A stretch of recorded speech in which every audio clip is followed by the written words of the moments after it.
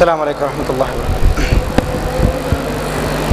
الحمد لله إن الحمد لله نحمده ونستعينه ونستغفره ونؤمن به ونتوكل عليه ونعوذ بالله من شرور أنفسنا من سيئات أعمالنا من يهده الله فلا مضل له ومن يضلل فلا هادي له وأشهد أن لا إله إلا الله وحده لا شريك له وأشهد أن محمدا عبده ورسوله أما بعد يا أيها الذين آمنوا اتقوا الله حق تقاته ولا تموتن إلا وأنتم مسلمون يا أيها الناس اتقوا ربكم الذي خلقكم من نفس واحدة وخلق منها زوجها وبث منهما رجالا كثيرا ونساء واتقوا الله الذي تساءلون به والأرحام إن الله كان عليكم رقيبا يا أيها الذين آمنوا اتقوا الله وقولوا قولا سديدا يصلح لكم أعمالكم ويغفر لكم ذنوبكم ومن يطع الله ورسوله فقد فاز فوزا عظيما فإن أصدق الحديث كتاب الله وخير الهدي هدي محمد صلى الله عليه وسلم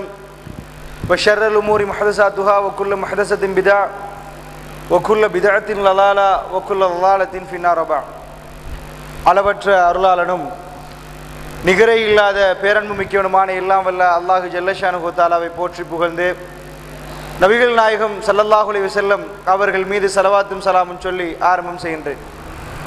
அல்லாஹ்வுடைய நல்லடியார்களே, முக்கியமாக இந்த சந்தர்ப்பத்தில் நிம்மதி எங்கே என்ற தலைப்பு தந்திருக்கிறார்கள்.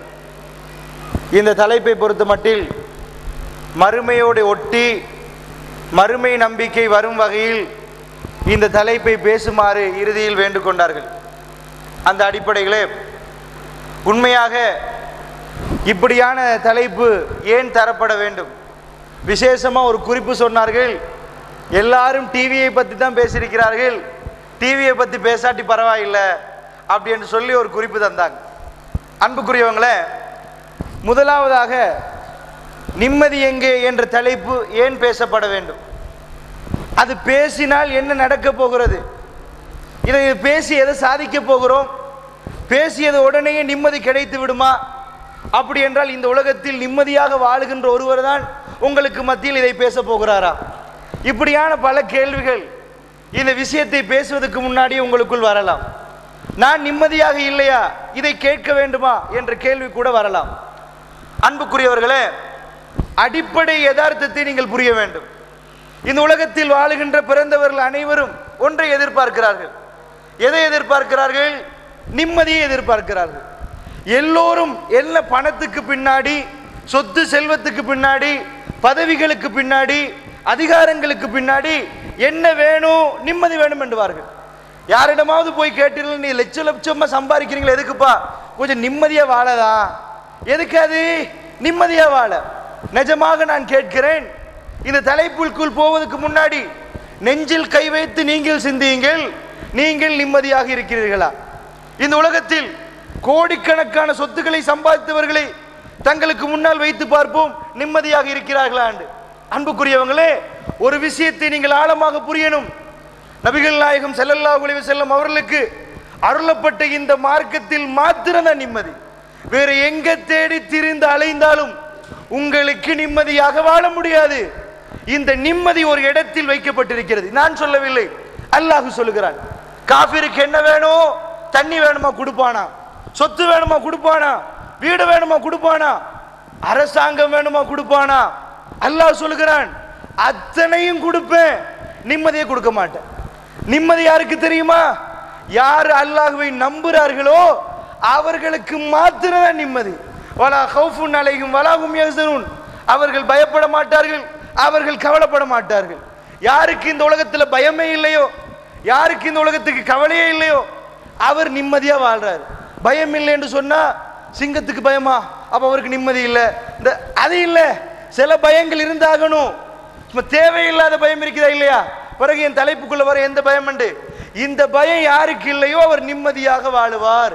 இன்னல்லதீன காலு ரப்புனல்லா சும்மஸ்தகாமு தத்தனஸ்ஸலு அலைஹிமுல் மலாயிகா அல்லா தகாஃபு வலா தஹ்ஸனு வஅப்ஷிரு பில் ஜன்னத்தில் லத்தி குன்தும் துவதூன் நஹ்னு அவுலியாவுக்கும் ஃபித் துன்யா ஃபில் ஆখিরা. அல்லாஹ் சொல்கிறான், என்ன செய்வாங்களா? யார் அல்லாஹ்வை நம்பி அதிலே உறுதியாகவும் நிற்கிறார்களோ அவர்கள் மீது மலக்குமார்கள் இறங்குறார்கள். இறங்கி என்ன சொல்றாங்களா? வலா தகாஃபு, பயப்படாதீங்க, கவலைப்படாதீங்க, அபிஷரு பில் ஜன்னத்தில்லத்தி குந்தும் துவதூன், உங்களுக்கு நாங்கள் சொர்க்கத்தை வாக்களிக்கிறோம், அல்லாஹ் சொன்னா உங்களுக்கு சொர்க்கம் இருக்குதா அப்படின்ட்டு மெசேஜ் வச்சுட்டு சொல்றாங்க.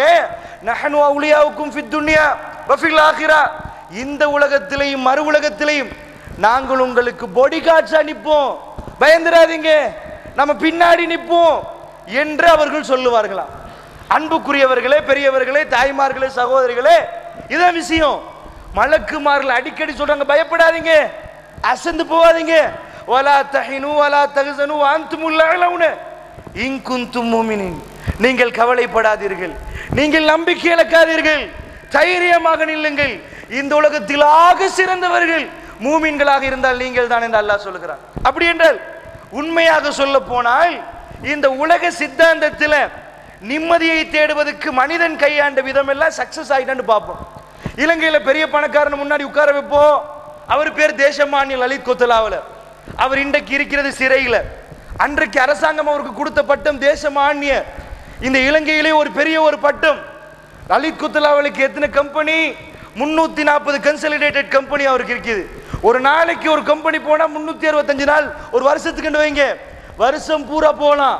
அவ்வளவு பெரிய பணக்காரன், எல்லாம் கோடி கோடியான சொத்து, அத்தனையும் கொடுத்தான் அல்லாஹ். எது அவருக்கு கிடைக்கல தெரியுமா? அவர்கிட்ட போய் கேளுங்க, நீ சந்தோஷமா இருக்கிறீங்களா, ரொம்ப நிம்மதியா இருக்கிறீங்களா? என்ன சொல்லுவாரு? எங்கப்பா எனக்கு நிம்மதி, நிம்மதி ஜெயில நிம்மதியா இருக்கலுமா, சந்தோஷமா இருக்கலுமான்னு கேட்பாரு. அல்லாஹ் அவருக்கு எல்லாத்தையும் கொடுக்குறான், புள்ளைய கொடுக்கல. புள்ள மட்டும் கிடையாது. போ, ஒரு மனுஷன் கோடியை கொடுத்து சொந்தமா புள்ள பெறலாமா? கோடி லட்சம் கோடி கோடியா கொடுத்து எனக்கு ஒரு புள்ள கிடைக்க போகுதுன்னு சொல்லலாமா? அது நீ நினைச்சா இல்ல, அல்லாஹ் நாடணும். அல்லாஹ் சொல்றான், நான் கேட்கிறேன், ஒன்றை கொடுத்து ஒன்றை எடுக்கிறான். 100% யாருக்கும் கிடையாது இந்த உலகத்துல, இந்த சமுதாயத்திலேயோ இந்த எங்க இருந்தாலும். ஒபாமாவை கூட்டு கேளுங்க, ஒபாமா நிம்மதியா இருக்கிறீங்களாண்டு, ஒபாமா ஒரு பட்டியலை விரிப்பாரு, நிம்மதியாவோட இருக்கிறோம் பாரு, என்ன முசீபத்து, இதை ஒபாமா சொல்லுவார். நிஜமா சொல்ல போனால் எத்தனையோ பணக்காரோட நான் பழவிருக்கிறேன். அந்த வீடுகளை கெட்டி பார்த்தால் சுபஹானல்லாஹ், அது ஒண்ணு இல்லாட்டி ஒண்ணு போயிரும். அல்லாஹ் பாருங்க, ஒரு ஆளுக்கு சொத்தை கொடுக்குறான், செல்வத்தை கொடுக்குறான், புள்ளைய கொடுக்கல. அவர்கிட்ட போய் கேளுங்க, நிம்மதியாண்டி எனக்கு புள்ளை ஒண்ணு வேணும், என்ன செய்யன்னு கேட்பாரு. என்ன செய்ய, எத்தனை கோடி செலவழிக்க, எத்தனை கோடி செலவழிச்சாலும் உனக்கு புள்ளை இல்லை என்றால் இல்லதான், அதுக்கு பின்னாடி போ. அதை பத்தி நினைச்சு கவலைப்படுற ஒரு சாரார். இன்னும் நீங்க பாத்தீங்கன்னா ஒரு சிலர்கள் இருக்கிறாங்க, அல்லாஹ் சொத்தை கொடுக்குறான், செல்வத்தை கொடுக்குறான், புள்ளையையும் கொடுக்குறான். எட்டி பார்க்கிறோம், சின்ன சின்ன பட்டுக்கா விட்டுடுமா போயிட்டா, என் மௌத்த ஆகிட்டாங்க. இப்போ பணக்க கோடி கோடியா கொட்டி இந்த புள்ளைக்கு உம்மா வாங்கி கொடுக்கலாமா, இந்த புள்ளைக்கு தாய் வாங்கி கொடுக்கலாமா? அவர் அசந்து போறாரு. இந்த உலகத்துல இன்னொரு சாரார், புள்ளையும் கொடுக்கிறான், சொத்தையும் கொடுக்கிறான், செல்வத்தையும் கொடுக்கிறான், அத்தனையும் கொடுக்கிறான். என்ன இல்ல, 4 புள்ளைய கொடுத்தா 2 தருதலை ஆக்குறான். அந்த 2 பேர் வாப்பா சொல்லுவாரு, மூஞ்சில கரிய பூசிட்டே நிக்கிறாங்களே, தூள்காரன் ஆயிட்டானே, குடிகாரனா நிக்கிறானே, இதான் நிலைமை. அவர்கிட்ட போய் கேளுங்க, சந்தோஷமா இருக்கிறீங்களாண்டு. சந்தோஷமா? இவன் 2 பெத்து போட்டதுக்கு நான் இப்படி இருக்கிறேன், அவ்வளவு கஷ்டம்வாரு. இன்னும் நீங்க போய் கேட்டீங்கடா, இந்த நவலோக்கெல்லாம் போய் பார்த்தீங்கன்னா புஷ் சைக்கிளா நிக்கிறாங்க. நவலோக்கு முன்னாடி புஷ் சைக்கிளா நிக்குது, எல்லாம் பிராடோ. என்னையா, அவன் சம்பாதிச்சிருப்பாங்க, அவருக்கு வந்தா பெரிய பெரிய ட்ரபிள் தான் வரும். கிட்னில தொடங்கி ஹார்ட்ல வந்து நிற்கும், எல்லாம் பெரிய பெரிய ட்ரபிள். போய் அப்போலோல போய் பார்த்தீங்கன்னா அந்த பிரம்மாண்டமான பார்க்கிங் நிரம்பி வடியும். அதனால என்ன நடக்குது, அவ்வளவு பேர் 50 பேரோட வீட்லயும் கண்ணீர் தான். பாப்பாக்கு இப்படி ஆச்சு, உம்மாக்கு இப்படி ஆச்சு, பிள்ளைக்கு இப்படி ஆச்சு, உடனே நவலோக்கு பார்த்தீங்கன்னா இவ்வளவு நோயா, இவ்வளவு பிரச்சனையா? அந்த வீட்டில் சந்தோஷமா இறங்குமா ஒரு சாப்பாடு, ஒரு புடி சாப்பாடு உணவு இறங்குமா? நீங்க நினைக்காதீங்க பணம் கிடைச்சதுக்கு மாத்திரம் இந்த உலகத்தில் 50 பேர் சந்தோஷமா இருக்கிறாங்க. சந்தோஷம் நிம்மதி என்பது வேறு கோட்பாடு. இன்னும் சொன்னா எல்லாத்தையும் விடுங்க, இந்த சபையில எத்தனை பேர்னு யோசிங்க. சில நேரம் அது எப்போ மந்திரிமார்கள், இலங்கை மினிஸ்டர்மார்களோட ஒரு நாளைக்கு ஒரு சாப்பாடு உட்கார்ந்து பார்க்கணும். அப்போதான் வழங்க, ஆகா இவன் செஞ்ச அநியாயத்துக்கு அல்லாஹ் கொடுக்குற பனிஷ்மெண்ட்டை பாருங்கண்டு. ஒரு சாதாரண சாப்பாடு உட்கார்ந்தா வழங்கும், அவன் ஒத்தனுக்கு சாப்பிட முடியாது. என்ன, ஒரு இளமையில ஒருவன் எதுக்கு சம்பாதிப்பான்? பிரைமரி தேவை, முதல் தேவை என்ன? கொஞ்சம் நல்ல நல்ல விதமான சாப்பாடும் ஒரு வித்தியாசமான சாப்பாடும். அதுக்காக வேண்டி சம்பாதிப்பாங்க. ஒரு விதவிதமான இடத்துக்கு போய் பிஸ்ஸா வேணுமா, அது வேணுமா, சப்மரி வேணுமா, கோழி பிரியாணி வேணுமா, பாபிக்யூ வேணுமா, இப்போதான் புது புது சாப்பாடு வந்துட்டு. ரோலே ஒரே ரோல் அறுத்த பக்கம் பெரட்டுவாங்க, பெட் ரோல்ண்டுவாங்க, அப்படி பெரட்டுவாங்க, பேன் கேக் எண்ணெயில் பண்ணுவாங்க. இப்படி 10 பேர் இருக்குதா இல்லையா? இந்த ஒவ்வொன்றையும் திண்டு பார்க்கணுன்னு ஆசைப்படுவான். இதுக்கு தானே இளமையில சம்பாதிப்பாங்க. அல்லாஹ் என்ன பண்றான்? எதுக்கு நீ சம்பாதிக்கிறியோ அவ்வளோ சொத்தையும் கொட்டுறான். ஒரு காலத்துல சல்லி இல்லை, சல்லி இன்னொரு காலம் கொடுக்குறான். கொடுத்தா என்ன தெரியுமா நடக்கும்? இது உப்பு இல்லாம தான் நீ சாப்பிடணும். எப்படி இருக்கும்? அவ்வளோத்தையும் கொடுத்து உப்பு போடாட்டி, உப்பு என்பது கண்ணுக்கு தெரியாத ஐட்டணும், ஒரு சின்ன ஐட்டம். நீங்க என்ன பெரிய சாப்பாடு சமைச்சும் உப்பை போடலன்னு வைங்க, சப்பெண்ண போயிருக்கு. இது சாப்பாடான்னு கேட்பான். உப்பு இல்லைன்னு வைங்க, டேஸ்டே வழங்காது, டேஸ்டே இல்லை. அல்லாஹ் என்ன பண்றான்? கோடீஸ்வரனுக்கு பிரியாணி சாப்பிட்ற லெவலுக்கு சல்லியை கொடுத்து சோப்பு சோறு தின்னன்றான்.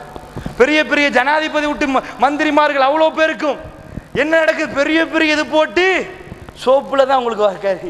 உப்பு குறையுங்க, இப்படி சாப்பிடு. எப்படி இருக்கும்? ஒரு ஏழைக்கு, ஒரு குடிசையில் வாழ்றவனுக்கு சோப்பு சோறு சாப்பிட்றது பிரச்சனை கிடையாது. ஏன்னா அவன்கிட்ட இல்லை. இருந்துட்டு சாப்பிடாட்டி வயிற்றுச்சல் வருமா இல்லையா? முன்னாடி ஒருத்தன் நல்லா சாப்பிட்றான், சோப்பு சோறை வச்சு எப்படி இருக்கு வயிற்றுச்சல்? இவ்வளோ சொத்து இருக்கு, செல்வம் இருக்குது, பொறிச்சு சாப்பிடலாம் இருக்குது. ஒரு டீயை கொடுத்தா சீனியை போடாம கூடன்றான், குறைச்சு கூடன்றான். அதுக்கும் சுட தண்ணிக்கு என்ன வித்தியாசம்? சீனி போட்டா தானே அது டீயா இருக்கும், அப்புறமேல சுட தண்ணி தானே. அல்லாஹ் என்ன பண்றான்டா? அவ்வளோத்தையும் கொடுக்குறான். எல்லா சொத்து செல்வத்தையும் உலகத்துக்கு பார்க்குற. ஆகா, பெரிய ஆளா நிற்கிறாரு, பெரிய சாப்பிட்றாரு, பெரிய நல்லா இருக்கிறாங்களே, பெரிய ஊடு கட்டி வச்சது உலக அலங்காரத்துக்கு. அந்த வீட்டுக்குள்ள இருக்கலுமா? நிறைய பேர் சொந்த ஊட கட்டி போட்டு யாருக்கோ கொடுத்துட்டு போறாங்க. உலக அலங்காரத்துக்கு கூட, சங்கரத்துக்கு கூட, சந்தோஷமா வாழ்றதுக்கு கூட. உண்மையா சொல்ல போன அன்புக்குரியவங்களை எல்லாம் மிக்ஸ் ஆகி தப்பி தவறி எல்லாம் பிழையாகி போயிருக்குது உலகத்துல. ஒரு சித்தாந்தத்தை ஆழமா புரிங்க. உங்களுக்கு நிம்மதி வேணுமா? உங்களுக்கு சந்தோஷம் வேணுமா? இந்த பொருளால இதால ஒன்றும் புரியாது, எடுக்க முடியாது. நீங்க நினைக்கிற மாதிரி இல்ல. ஒரு நாள் சந்தோஷமாக இருந்தால் அடுத்த நாள் உங்களுடைய தகப்பன், உங்களுடைய தாய், நீங்கள் பெற்றெடுத்த குழந்தை உங்க கண்ணுக்கு முன்னாடி இன்டென்சிவ் கேர் யூனிட்ல அப்படி போட்டு கோடிக்கணக்கான எக்யூப்மெண்ட்டை வச்சு அந்த ஹார்ட் இந்த எக்யூப்மெண்டால தான் ஓடும் என்று சொல்லி அந்த கண்ணாடியால பார்க்க சொன்னால் உங்களால தாங்க முடியுமா? உங்களுக்கு சாப்பாடு இறங்குமா? நீங்க ஜனாதிபதியா இருந்தால் உங்களால ஜீர்ணிக்க முடியுமா? உங்க பெத்த குழந்தை இன்டென்சிவ் கேர் யூனிட்ல வச்சு கோடிக்கணக்கான எக்யூப்மெண்ட்டை வச்சு இப்ப ஹார்ட் 60ல, இப்ப ஹார்ட் 55ல, 45ல, 20ல 0 ஹார்ட் முடிஞ்சு சொன்ன உடனேயே உங்களால சந்தோஷமா வாழலாமா? நான் என்ன சொல்றேன்? அந்த சந்தோஷம் நிம்மதி என்ற தியரி வேற, இந்த உலகத்துல நீங்க அனுபவிக்கிற சொத்து செல்வம் வேற. சல்லி கிடைச்சதுக்கெல்லாம் சந்தோஷம் வந்து நினைக்காதீங்க. சல்லி தனக்கு நான் நினைக்கிறதெல்லாம் வந்துட்டு சந்தோஷம் என்பது வேறு. அது உங்க மனசு உணரணும், உங்களுக்குள்ள ஒரு ஃப்ரெஷ்னஸ் தரணும், உங்களுக்குள்ள அதிபயங்கரமான ஒரு சக்தி உண்டாக்கப்படும். நீங்க வீரியமா நிப்பீங்க, உங்களை எதையும் சாய்ச்சி உழ வைக்காது. பெருமானார் சொல்றாங்க, மஸலுல் மூமின் கல் காமத்தி மினத் தர் என்றாங்க. ஒரு மூமினுக்கு உதாரணம் என்ன தெரியுமா? ஒரு சின்ன செடிய மாதிரி. காத்தடிச்சா செடி அப்படியே வளைஞ்சிரும், அப்படியே செத்து விழுந்துருமோன்னு பார்ப்பான், அடுத்த காத்துக்கு இப்படி வளைஞ்சிரும், அப்புறம் நேரம் இருக்கும். மஸலுல் ஃபாஜிர், ஒரு கெட்டவனுக்கு உதாரணம் தெரியுமா? தேவதார் மரத்தை மாதிரி என்றாங்க நபிகள் நாயகம் ஸல்லல்லாஹு அலைஹி வஸல்லம். பார்க்கறதுக்கு என்னம்மா இப்படி பெருசா இருக்குது, ஒரு காத்தோட வேர்ல சாஞ்சு விழுந்துரும், வேரும் சேர்ந்து சாஞ்சு விழுந்துரும், பெரிய மரமா இருக்கும். இவ்வளவு பெரிய மரம். அன்புக்குரியவங்களை, ஒரு சித்தாந்தம் நல்ல பாருங்க. சின்ன செடியை யாரும் கணக்கெடுக்க மாட்டான், தேவதார் மரத்தை அவ்வளோ பேரும் பார்ப்பான், இவ்வளோ பெரிய மரம்னு பார்ப்பான். அந்த மரம் காத்துல அவ்வளோ விழுந்துரும், ஆனா செடியை லேசா கரெக்டாது, காத்துக்கு வளைஞ்சு வளைஞ்சு அட்ஜஸ்ட் பண்ணிட்டே நிற்கும். நீங்க இந்த உலகத்தை அட்ஜஸ்ட் பண்ணினால்தான் உங்களுக்கு நிம்மதி வரும். நான் கேட்கிறேன், பெரிய பெரிய ஜனாதிபதிமார்கள் விட்டு மந்திரி வரையில் அம்புட்டு பேரும் நிம்மதியாக இருந்தா ஏன் வந்து சாராயம் அடிக்கிறாங்க, ஏன் குடிக்கிறாங்க? அவங்க டேஸ்ட்டுக்கு குடிக்கிறாங்களா? கவலையை நீக்கிறதுக்கு பச்சை கசப்பு அடிக்கிறது, அப்பதான் கவலை நீங்க நினைக்கிறாங்க. இதுதான் எல்லாருடைய வரலாறும், இதுதான் நிஜமான வரலாறு. ஜனாதிபதி குடிக்கிறான்னு சொன்னதா நான் சொல்லேண்டு இந்த தரீக்கால் இருக்கிற ஒரு சிலர்கள் பெரிய பிரச்சனையாவே போச்சு. ஒரு தடவை ஒரு பயான்ல ஜனாதிபதி கண்ணை பார்க்க மாட்டீங்களா சோப்பண்ட உடனே அந்த சீடி எடுத்து கவர்மெண்ட் தரப்புக்கு அனுப்பி விசாரணை நடத்தப்பட்டு ஜனாதிபதி குடிக்காரு நான் சொன்னதா? அப்பயும் சொல்லுவேன். என்ன சொல்லுவோம்? சத்தியம் நீங்க புரியணும் என்பதுக்கு நாங்க யாரையும் கேவலப்படுத்த சொல்லல, பகிரங்க சபையில 4 பேருக்கு முன்னாடி குடிக்கிறத தான் நம்ம சொல்றோம். யாரும் வீட்டுக்கு போய் எட்டி பார்த்து சொல்லல, பேப்பர்ல போறதை தான் சொல்றோம். அன்புக்குரியவங்களே, என்ன சொல்ல வர்றேன்? யாரும் நிம்மதியாக இல்லை, சந்தோஷமாக இல்லை. யாருக்கு நிம்மதியா? யாருக்கு நிம்மதியா? பெருமானார் ஸல்லல்லாஹு அலைஹி சொல்றாங்க, அவங்க சாஞ்சி படுக்கிறாங்க. படுக்கிற நேரம் ஒரு தோழர் வராரு, சரியான வருத்தத்தில் இருக்கிறாங்க, காய்ச்சல். அவர் வந்து கேட்கிறார், யார சொல்ல எப்படி இருக்கிறீங்க? அல்லாஹ்வுடைய தூதர் சொல்றாங்க, நான் கடுமையாக வேதனைக்குள் இருக்கிறேன். மற்ற மனிதர்களுக்கு காய்ச்சல் வந்தா எவ்வளவு வேதனையோ அதை விட இரட்டிப்பு மடங்கான வேதனை எனக்கு தரப்படும். ஏன் தெரியுமா? அல்லாஹ்வுடைய தூதர் சொல்றாங்க, அஷத்து பலா, மக்களே கடுமையான வேதனை யாருக்கு வரும் தெரியுமா? எங்களை மாதிரி தான் வரும், நபிமார்களுக்கு. அதுக்கு பிறகு சாலிஹீன்களுக்கு. வேதனையில் இருக்கிற ரசூலுல்லாஹ் என்ன சொல்றாங்க பாருங்க, கட்டும் துடிச்சிட்டு இருக்கிறாங்க. சரி, வேதனை தாண்டு சொன்ன உடனே கவலையா இருக்கணுமா இல்லையா? அடுத்த ஸ்டெப் அந்த தோழருக்கு சொல்றாங்க, தோழரே ஒரு விஷயம் தெரியுமா? ஒரு பெரிய மரம், அந்த மரத்துல சில காலங்கள்ல இலைகள் உதிர்ந்து போகும். அப்படி இலைகள் உதிர்ந்து போற மாதிரி காய்ச்சல் வந்தா, வேதனை வந்தா, இலைகள் உதிர்ந்து போற மாதிரி அந்த பாவங்களை எல்லாம் கொட்டி கொட்டி பெயரும். எவ்வளவு சந்தோஷம் வரும்! காய்ச்சல் இருக்கிறேன், ஒரு வேதனையில் இருக்கிறேன், அல்லாஹ் என் பாவத்தை எல்லாம் அழிக்கிறானா? ஒரு முள்ளு வந்து உங்க காலில் தைத்தாலும் அதையும் உங்க பாவங்களை எல்லாம் அழிச்சிரும். நபிகள் நாயகம் சொல்றாங்க. பாருங்க, அல்லாஹ்வுடைய தூதர் சொல்றாங்க, சபையில பெண்களை வச்சுட்டு ஒரு பெண் 2 பெண் குழந்தையை பறி கொடுத்து விட்டு அவள் பொறுமையாக இருந்தன்னு வைங்க, அவளுக்கு சொர்க்கம். நபிகள் நாயகம் சொல்றாங்க. ஒரு பெண் எழுப்பி கேட்கிறா, யார சொல்லலாம், ஒரு பொம்பளை பிள்ளைய நான் இழந்திருக்கிறேன், சொல்லுங்களேன், ஒரு பொம்பளை பிள்ளைய இழந்த என்ன, அவருக்கு சொர்க்கம் என்றாங்க நபிகள் நாயகம் ஸல்லல்லாஹு அலைஹி வஸல்லம். பொறுமையாக நீங்கள் இருந்தீர்கள் என்றால் சொர்க்கம் என்றாங்க. சப்ஜெக்ட் நல்லா பாருங்க அன்புக்குரிய சகோதரர்களை. என்ன விஷயம்? ஒருவர் வந்து நிம்மதி தான், பொறுமை இருந்தா நிம்மதி வந்துடும். நான் கேட்கிறேன், இங்க இருக்கிற ஒரு ஆளுக்கு ஒரு புள்ளை எல்லாம் எடுத்துட்டான், இப்ப நீங்க எவ்வளவு ஃபைட் பண்ணினாலும் அந்த புள்ள கிடைக்குமா? கிடைக்கவே கிடைக்காது. இப்ப பொறுமையா இருக்கிறது பெட்டரா, துளிச்சு கொள்றது பெட்டரா? பொறுமை இருந்தால் இன்னல்லாஹ மஅஸ்ஸாபிரீன், அல்லாஹ் பொறுமையாளோடு இருக்கிறான். ஒரு சித்தாந்தத்தை நீங்க புரியுங்க, இதுதான் நிம்மதிக்குரிய சித்தாந்தம். நல்லா புரியுங்க. சில நேரம் இதை ஜீர்ணிக்க உங்களுக்கு கஷ்டமா இருக்கும். நபிகள் நாயகம் ஸல்லல்லாஹு அலைஹி வஸல்லம் சொல்றாங்க, யாரு நிம்மதி அளிக்கணுமோ இந்த ஹதீஸை சரியா வழங்கணும். மையுரிதில்லாஹு பி கைரன் யுஸிபு மின்ஹு, யாருக்கு அல்லாஹ் நலவை நாடுகிறானோ அவனை பிடித்து கடுமையாக சோதிக்கிறான். நீங்க விரும்புவீங்களா? கடுமையா உங்களை சோதிக்கப்பட்ட விரும்புவீங்களா? உங்க சொத்து செல்வங்களை அல்லாஹ் பிடுங்குவான், உங்க குழந்தைகளை அல்லாஹ் பறித்தெடுப்பான், உங்க வியாபார ஸ்தலங்களை அல்லாஹ் நஷ்டமாக்குவான். இந்த டைம்ல எல்லாம் மையுரிதில்லாஹு பி கைரன், யார் அல்லாஹ் நலவு நாடிட்டான் அவருக்கு, அவர் பொறுமையாக நிற்பார். இலக்க அல்ஹம்துலில்லாஹ் அல்லாஹ் அக்பர் என்று சொல்லுவார். அவருக்கு அல்லாஹ் நலவு நாடிட்டான். நான் உங்கள்கிட்ட கேட்கிறேன், நபிகள் நாயகம் ஸல்லல்லாஹு அலைஹி வஸல்லம் அவர்கள் வரலாறு பாருங்க. ஆம்பளை குழந்தை அப்துனே அல்லாஹ் பிடுங்கிட்டான். எங்களுக்குள்ள ஒரு சித்தாந்தம் இருக்கும், பொதுவா எல்லார்ட்டையும் ஏதாவது கொஞ்சம் இழந்துட்டு வரப்போக்கல அல்லாஹ் மேல சந்தேகம் வந்துடும். யா அல்லாஹ், இவ்வளவு தஹஜ்ஜத் தொழுகிறோம், இவ்வளவு கேட்கிறோம், இவ்வளவு துவா கேட்கிறோம், நீ என்னைய பார்த்து பறிச்சிருக்கிறியே, அடுத்த வீட்டுல ஒன்றுமே இல்லை, அவனுக்கு பார்த்து எல்லாத்தையும் கொடுக்குறியா? அல்லாஹ் அல்லாஹ் இருக்கிறானோ அப்படின்னு கேள்வி வந்துடும். என்ன அல்லாஹ் இப்படி பண்றான்? சில நேரம் கோபம் வரும், இபாதத்துகள் தேவையில்லாத மாதிரி ஆயிரும். அப்படி பார்க்கிற நிறைய பேர் பள்ளிவாசலுக்கு ஆளை காணும், என்ன அவர் கேட்டது கிடைக்கலையா, இப்படி நாங்க பார்க்கிறோம். என்ன நான் சொல்ல வரேன்டா, ஒரு சில நேரங்கள் அல்லாஹ் கொஞ்சம் அப்படி எடுத்தா, இதுதான் சித்தாந்தம் புரியல அவங்களுக்கு. எது சித்தாந்தம்? நீங்கள் உண்மையாளராக இருந்தால் உங்க சொத்தை அல்லாஹ் பறிப்பான், நீங்கள் உண்மையாளராக இருந்தால் உங்களை அல்லாஹ் கடுமையாக நெருக்கடிக்கு ஆளாக்குவான். அப்பெல்லாம் நீங்க என்ன சொல்லுவீங்க தெரியுமா? நான் பொறுமையாக நிற்கிறேன். யாக்கூப் நபி, அவர் மகன் யூசுப் அலைஹிஸ்ஸலாம் சின்ன பையன், கொண்டு போய் போட்ட உடனே அவர் என்ன சொன்னார்? இன்னல்ல, நான் வந்து சப்ருன் ஜமீல், அழகான பொறுமையை கடைப்பிடிக்கிறேன்ப்பா, அல்லாஹ் எனக்கு தருவான். பெருமானாருக்கு கிடைச்ச எல்லா குழந்தையும், விசேஷமா ஆம்பளை குழந்தைய கை குழந்தையிலே அல்லாஹ் எடுத்துட்டான். காசிம், முகமது, இப்ராஹிம், அப்துல்லா, இப்ராஹிம், அவ்வளோ பேரும் கை குழந்தை எடுத்துட்டான். என்ன, நபிகள் நாயகம் ஸல்லல்லாஹு அலைஹி வஸல்லத்துக்கு கிடைக்கிற ஆம்பளை குழந்தை முதல் குழந்தை காசிம். அபுல் காசிம் தான் ரசூலுல்லாஹ் சொல்லுவாங்க. காசிம் அல்லாஹ் எடுக்கிறான், அப்துல்லாவை எடுக்கிறான். இப்ராஹிம் கடைசி பையனுக்கு எப்படி பேர் வைக்கிறாங்க தெரியுமா? மாரியத்துல் கிப்தியான்ற பெண்ணுக்கு கிடைக்குது. அந்த கடைசி குழந்தைக்கு சொல்றாங்க, இப்ராஹிம் நபி மாதிரி வரணும். அவங்களுக்கு தெரியாது இவர் மௌத்தா போறாங்கன்னு, இப்ராஹிம் நபி மாதிரி வரணும் என்று சொல்லி பேரை வைக்கிறாங்க. அந்த குழந்தை திடீரென்று ஒரு நாள் பெருமானார் கைக்கு கொண்டு வந்து கொடுக்கப்படுவது. பாருங்க, மூச்செடுக்க கஷ்டமாகிறார். அவர் அப்படியே பார்க்கிறார் அல்லாஹ்வுடைய தூதர். இப்ராஹிம் கை குழந்தை, அந்த குழந்தை துடிக்குது. ரசூலுல்லாஹ் கண்ணில் இருந்து கண்ணீர் வடியுது. பக்கத்தில் உள்ள தோழர் கேட்கிறார், யார சொல்லல, நீங்களுமா? நீங்களும் அழுகிறதா? நான் கண்டதே இது, இதுக்கெல்லாம் உலக விஷயத்துக்கு. பெருமானார் சொல்ற, நானும் ஒரு மனுஷன் தானே, நானும் ஒரு மனுஷன் தானே, அழகானே வேணும். சொன்ன உடனே குழந்தை மௌத்தாகின உடனேயே சூரியகரணம் வருது.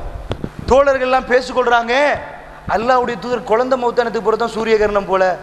நான் கேட்கிற இந்த நிலைமையில இதை நீங்க உணர்ச்சி பூர்வமா கொஞ்சம் இந்த ஹதீஸை சிந்திங்க. உங்க கையில இருந்து ஒரு குழந்தை மௌத்தா போயிருந்தா, நீங்க இந்த ஜமாத்து தலைவியாக இருந்தா, அன்றைக்கு பயானி இருந்தா, நீங்க பயானுக்கு வருவீங்களா? பயானும் மண்ணாங்கட்டியும் எல்லாத்தையும் பறிக்கிறான். இது மூணாவது, அதுவும் போச்சு. உங்களுக்கு இருக்கலாமா? அந்த நிமிஷத்துல நீங்க அல்லாஹ் பத்தி பேசுவீங்களா? உங்க மனசுல அல்லாஹ் பத்தி கோபம் வருமா, நேசம் வருமா? மனுஷனா இருந்து பேசுவோம், வித்தியாசமா மலக்கா இருந்து பேச வேண்டாம். நானும் மனுஷன், நீங்களும் மனுஷன். உங்க 1 கோடி பறிக்கப்பட்டுச்சு. இந்த ஒரு 4 ஹவருக்கு போற அல்லாஹ் மீது நேசம் வர்றது ரெண்டாவது விஷயம். அந்த செகண்ட்ல நீங்க அல்லாஹ் மீது நேசம் வைப்பீங்களா? பெருமானார் குழந்தை மௌத்தா என்ன சொன்னாங்க? பேசுறத பேசிட்டு போப்பா, நானே குழந்தை மௌத்தா போயிருக்கேன் அப்படியே சொன்னாங்க. மக்களே, யாரும் அப்படி பேச வேண்டாம். என் மகன் மௌத்தாயினத்துக்கு அல்ல இது, இது அல்லாஹ்வின் விதி பிரகாரம் நடப்பது. சூரிய கிரணம் ஏற்பட்டால் நீங்கள் தொழ வேண்டும் மக்களே, நீங்கள் தர்மம் செய்ய வேண்டும். பயான் பண்றாங்க, அந்த ஹதீஸ் அப்படிதான் வருது. சூரிய கிரகணம் ஏற்பட்டு நீங்கள் கண்டால் நீங்கள் தொழ வேண்டும், நீங்கள் தர்மம் பண்ண வேண்டும். நான் கேட்கிறேன், குழந்தை மௌத்தாவின் அடுத்த நிமிஷம் பயான். உங்களால் இதை ஜீர்ணிக்கலாமா? இந்த ஸ்டேஜுக்கு உங்களால் இருக்கல? இன்னைக்கு நியாயமா உங்க ஈமான முன்னாடி வச்சு தட்டுல போட்டு நிறுத்தி, பெருமானார் அல்லாஹ்வோட கோவப்படவே இல்லையே. பொறுமைக்கு இதுதான் உச்ச சிகரம். தம் மகன் அல்லாஹ் காட்டுறான், நபி சாதாரணமானவர் அல்ல, அவ்வளத்தையும் கொடுக்கிறேன், அசைய மாட்டார். பொறுமைண்டா இதான். 1 மனைவி 2 மனைவியை வச்சு தவ்வா காலத்துல வாபஸ் வாங்கினவங்க நிறைய பேர் இருக்கிறாங்க. என்னையா ஒரு மனைவி, புள்ள குட்டியெல்லாம் பார்க்கணுமா இல்லையா?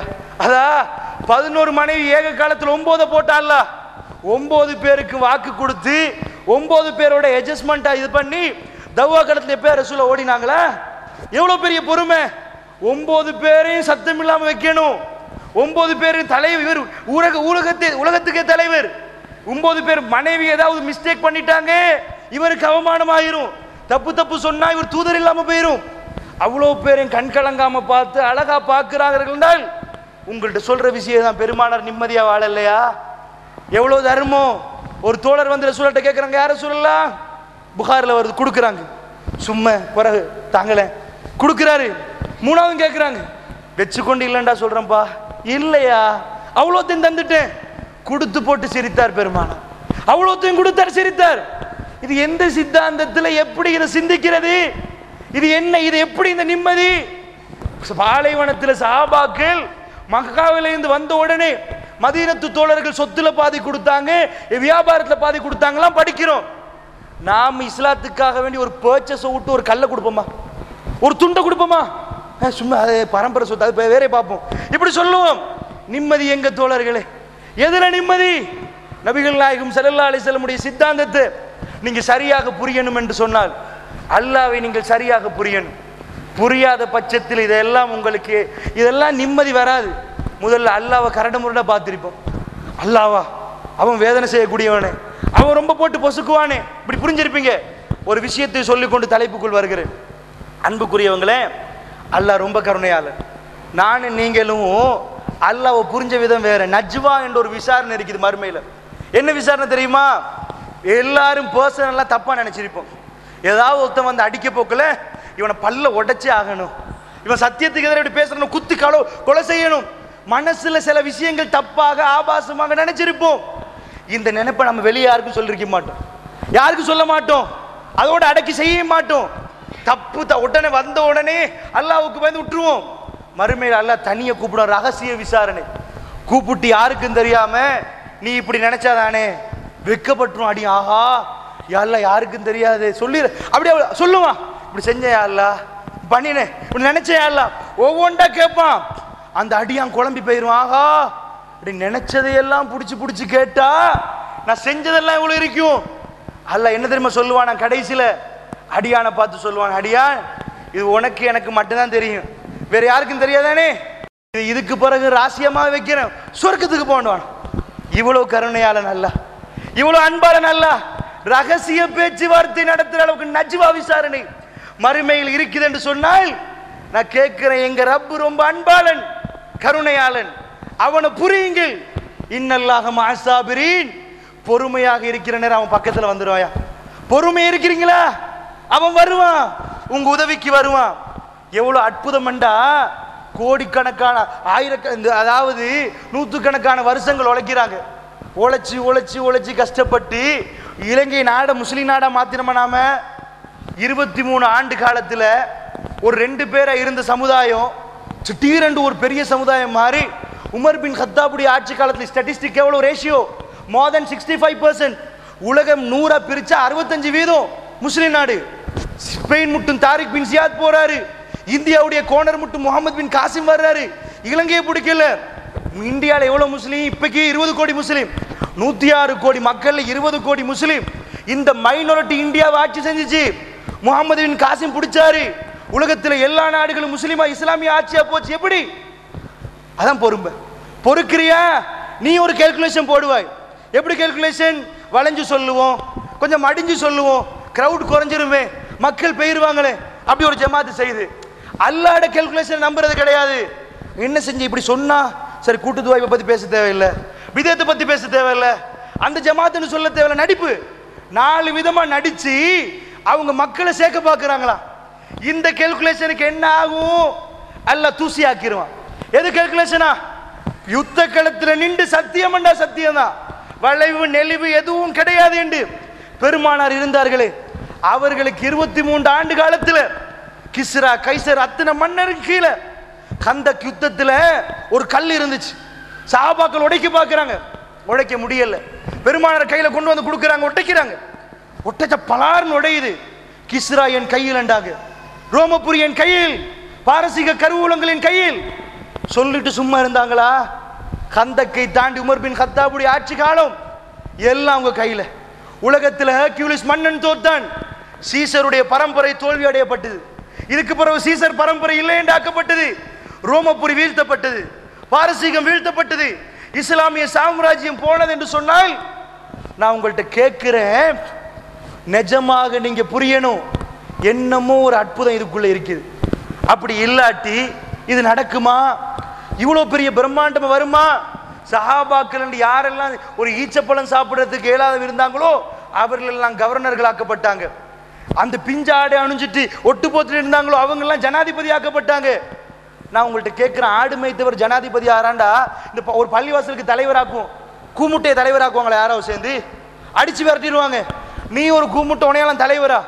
உலகத்துக்கே தலைவர் உமர் பின் கத்தாப் ஏத்துக்கொண்டாங்களே. நீங்க வந்து பாலைவனத்தில் ஆடு மேய்ச்சது எங்களுக்கு தெரியும், சூப்பர் தலைவர் நீங்க. உமர் பின் அப்துல் அசீஸ் காலத்தில் கருவூலம் நிறைஞ்சு வடிகுது. ஆனால் நபிகள் நாயகம் அந்த காலத்தில் பெருமானாரோட பொருளாதார தியரி அப்படி ஏற்றுக்கொள்ளப்படுவது. நான் உங்களுக்கு என்ன சொல்ல வாரேன்டா, ஒரு அற்புதமான ஒரு தியரி இருக்குது. இன்ஷா அல்லாஹ் நான் இறுதியில அந்த தியரி என்னன்னு பேசுவோம். அதுக்கு முன்னாடி மறுமை நம்பிக்கை. இந்த மறுமை நம்பிக்கை இருந்தாதான் நிம்மதி வரும்.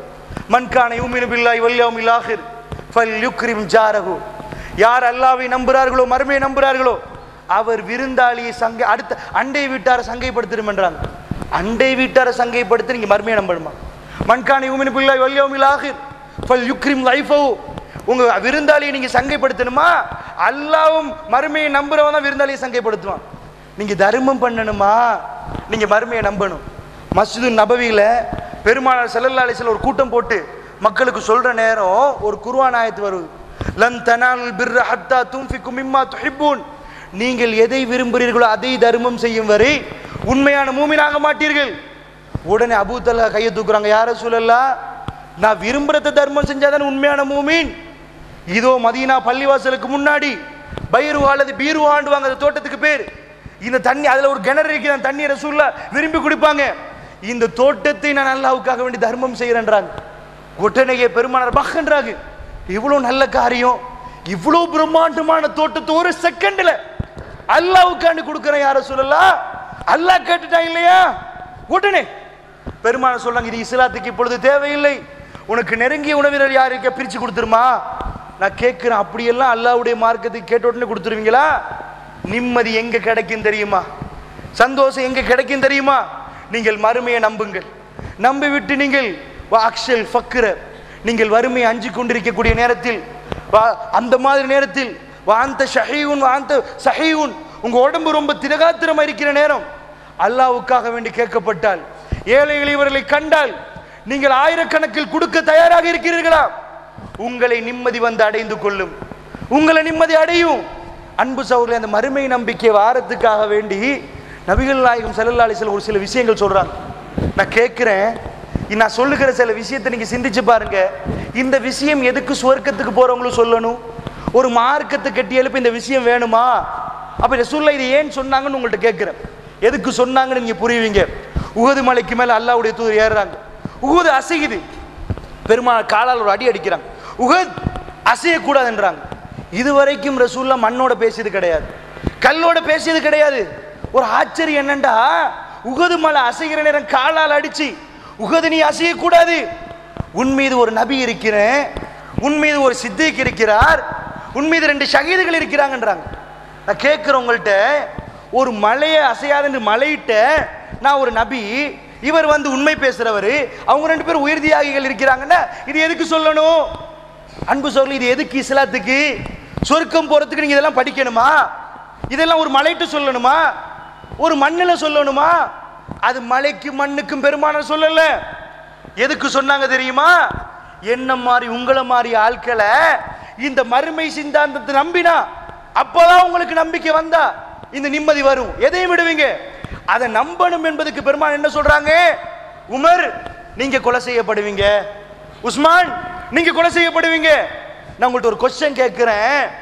ஒரு மனுஷை பெரிய பெரிய முன்னறிவிப்பு கொடுக்குறாங்க. இன்றைக்கு இருக்கிறவங்க எல்லாம் ஜோதி சாஸ்திராங்கன்னு கேள்விப்பட்டிருப்பீங்க. பிடிச்சி சொல்லுவா, இவர் தான் ஜனாதிபதி ஆகுவார், அதிலே 10 கூட்டம் இருப்பான், இவர் ஆக மாட்டாருண்டுவான், ஆக வேண்டுவான், இப்படியே சொல்லுவாங்க. பெருமானார் சொல்ற முன்னறிவிப்பு கொஞ்சம் மிஸ் ஆகின என்ன ஆகும்? சாதாரண மனுஷன் இல்ல, சொத்தை எல்லாம் செலவழிச்சு போட்டு ஒரு கூட்டம் உருவாயிருக்குது. சும்மா சரி அந்த முன்னறிவிப்பு நிறைவேறாட்டி பெருமானார் பொய்யர் என்ற இடத்துக்கு வந்துடுவார். இந்த மார்க்கு இல்லைண்டா ஆகிரும், செலவழிச்ச சொத்தெல்லாம் பொய்யண்டா ஆகிரும். அல்லாஹ்வுடைய தூதரை விட்டு வைப்பாங்களா? மலைக்கு மேல ஏறி தேவையெல்லாம் இப்படி வாய் கொடுக்கணுமா? ஒரு பொய் சொல்றவர் இப்படி சொல்லுவாரா? எதை சொல்லுவார்? எனக்கு ஒரு முன்னறிவிப்பு செய்யலாம், நீங்க எல்லாம் மௌத்தா போவீங்க, அது சொல்லலாம் தானே, அதுவும் முன்னறிவிப்பு தானே. இது சொல்லலாம், குத்தி கொலை செய்யப்படுங்கன்னு சொல்லலாமா? யாரை காட்டி யாரை சொல்றது? எங்க சமுதாயத்தில் எத்தனை பேர் குத்தி கொலை செய்யப்படுறான்? எத்தனை பேர் அப்படி கொலை செய்யப்படுறான்? மவுத்தாகிறது வேற, கொலை செய்யப்படுறது வேற. பெருமானார் உமரை காட்டி சொல்றார்கள், உமர் பின் கத்தாபை காட்டி உஹதில் ஏறி சொன்னார்கள், உமர் நீங்க கொலை செய்யப்படுவீங்க, உஸ்மான் ரலியல்லாஹு அன்ஹு நீங்க கொலை செய்யப்படுவீங்க. இது மிஸ் ஆகினா என்ன ஆகும்? மிஸ் ஆகினா எப்படி இஸ்லாம் பொய்யண்டாகுமோ அது சரியாகினா இஸ்லாம் தான் உண்மைண்டாகும். நீங்க செலவழிக்கிற கோடி கோடிக்கணக்கான சொத்து, லட்சங்களும் ஆயிரங்களும் உங்கள் இடதுக்கு தெரியாமல் வலது கொடுப்பதும் மறுமையில் பிரம்மாண்டமா உங்களுக்கு வழங்க ஆரம்பிச்சிடும். மறுமையை நீங்க கண் முன்னாடி பார்க்க ஆரம்பிப்பீங்க. எந்த அளவுக்கு கண்டா சர்வசாதாரண ரசூலா பேசுவாங்க, உமர் உங்க மாளிகையை நான் கண்டம்பா, எனக்கு போக ஒரு மாதிரி இருந்துச்சு, நீங்க ரோசக்காரன் தானே, சுவர்க்கத்தில் கண்ட மாளிகையை சரியா நான் தியாரில் வந்து உங்களோட வீட்டுக்கு வரதா இருக்கிறேன், இன்ஷா அல்லாஹ் பார்ப்போம் அப்படி சொல்ற மாதிரியும் அல்லாஹ்வுடைய என்ன சொல்றாங்க, உமர் உங்க மாளிகையை கண்டேன், போக நினைச்சேன், ரோசக்காரனாச்சே அதான் போகல. உமர் திரும்பி சொல்றாங்க, யார சொல்லலாம், நீங்க போனா ஏதாவது நான் சொல்லுவானா, போக வேண்டியதானே. இவங்க போய் வந்த வரலாறு சொல்றாங்க. நான் சுவர்க்கத்தை எப்படி நம்புறாங்கண்டா அடுத்த வீட்டுக்கு போற மாதிரி நம்புறாங்க. இவ்வளவு நம்பிக்கை.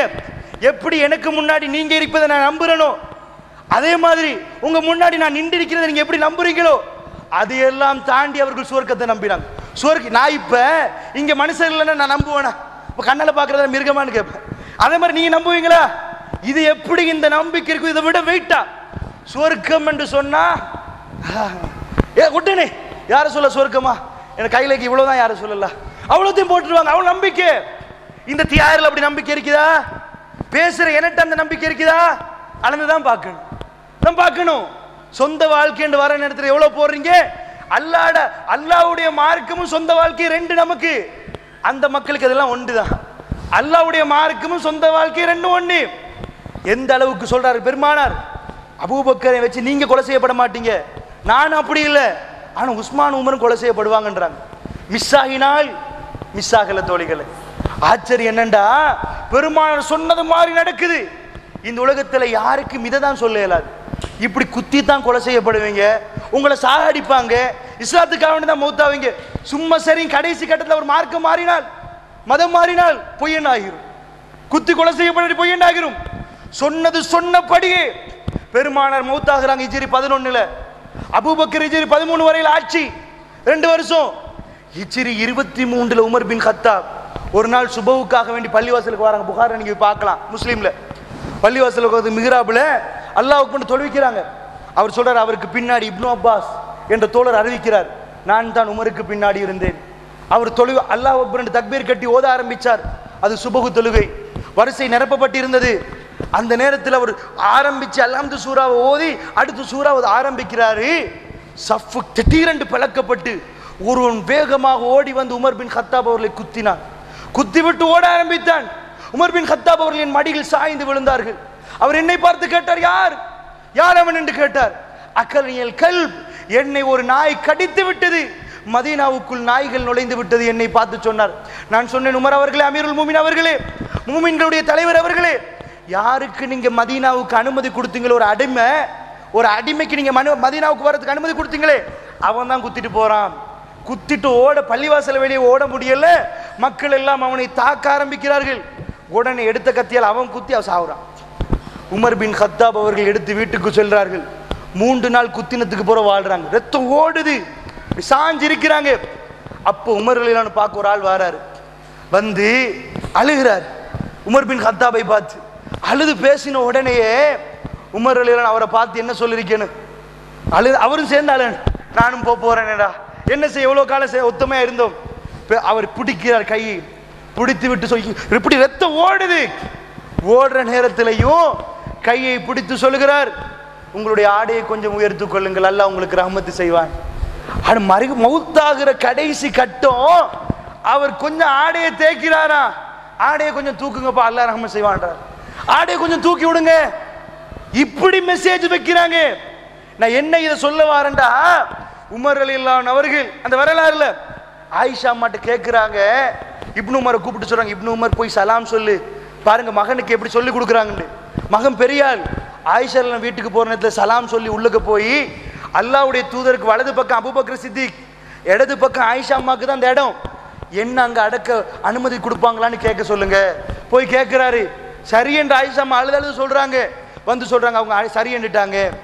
அடுத்த தடவை மௌத்தாகிறதுக்கு கொஞ்சம் நேரத்துக்கு முன்னாடி மீண்டும் கூப்பிடுறாரு இப்னு உமரை. இப்னு உமர், இன்னைக்கு அடக்கம், நான் மௌத்தாயின உடனே என்னை அடக்கம் செய்யற நேரம் ஆயிஷாட்ட போய் கேட்கணும், அடக்கம் செய்யலாமான்னு கேட்கணும். அவங்க அனுமதி தந்தால் தான் அடக்கம் செய்யணும். எவ்வளவு அடக்கம் பாத்தீங்களா?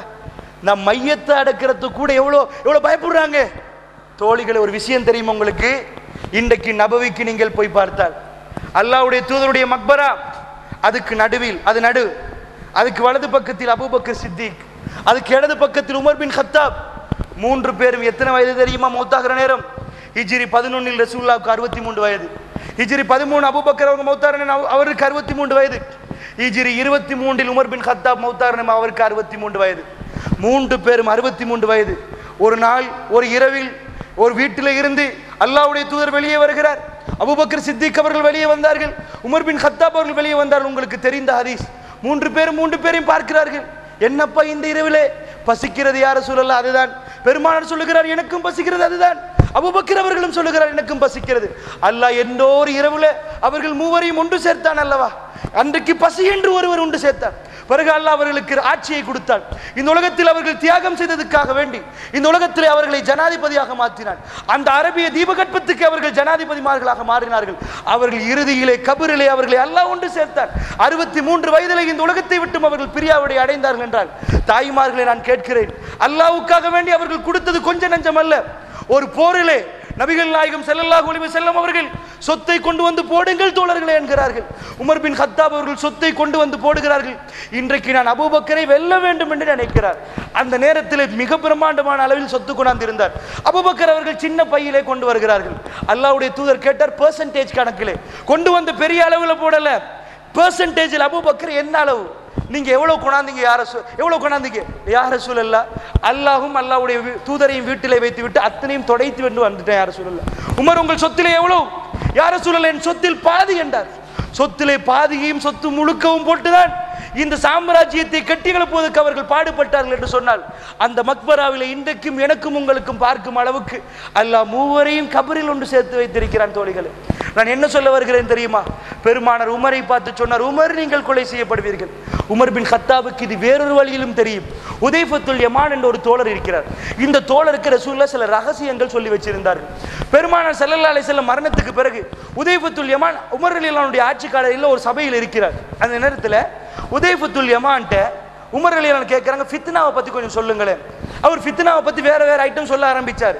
இல்லை உதைஃபா, வேறொரு ஃபித்னா பெருமானார் சொன்னாங்களே அப்படின்னாங்க. உடனே அது என்ன சொல்ல வைக்கிறாங்கன்னா உமர் ரலியல்லாஹு மரணத்தை பற்றி.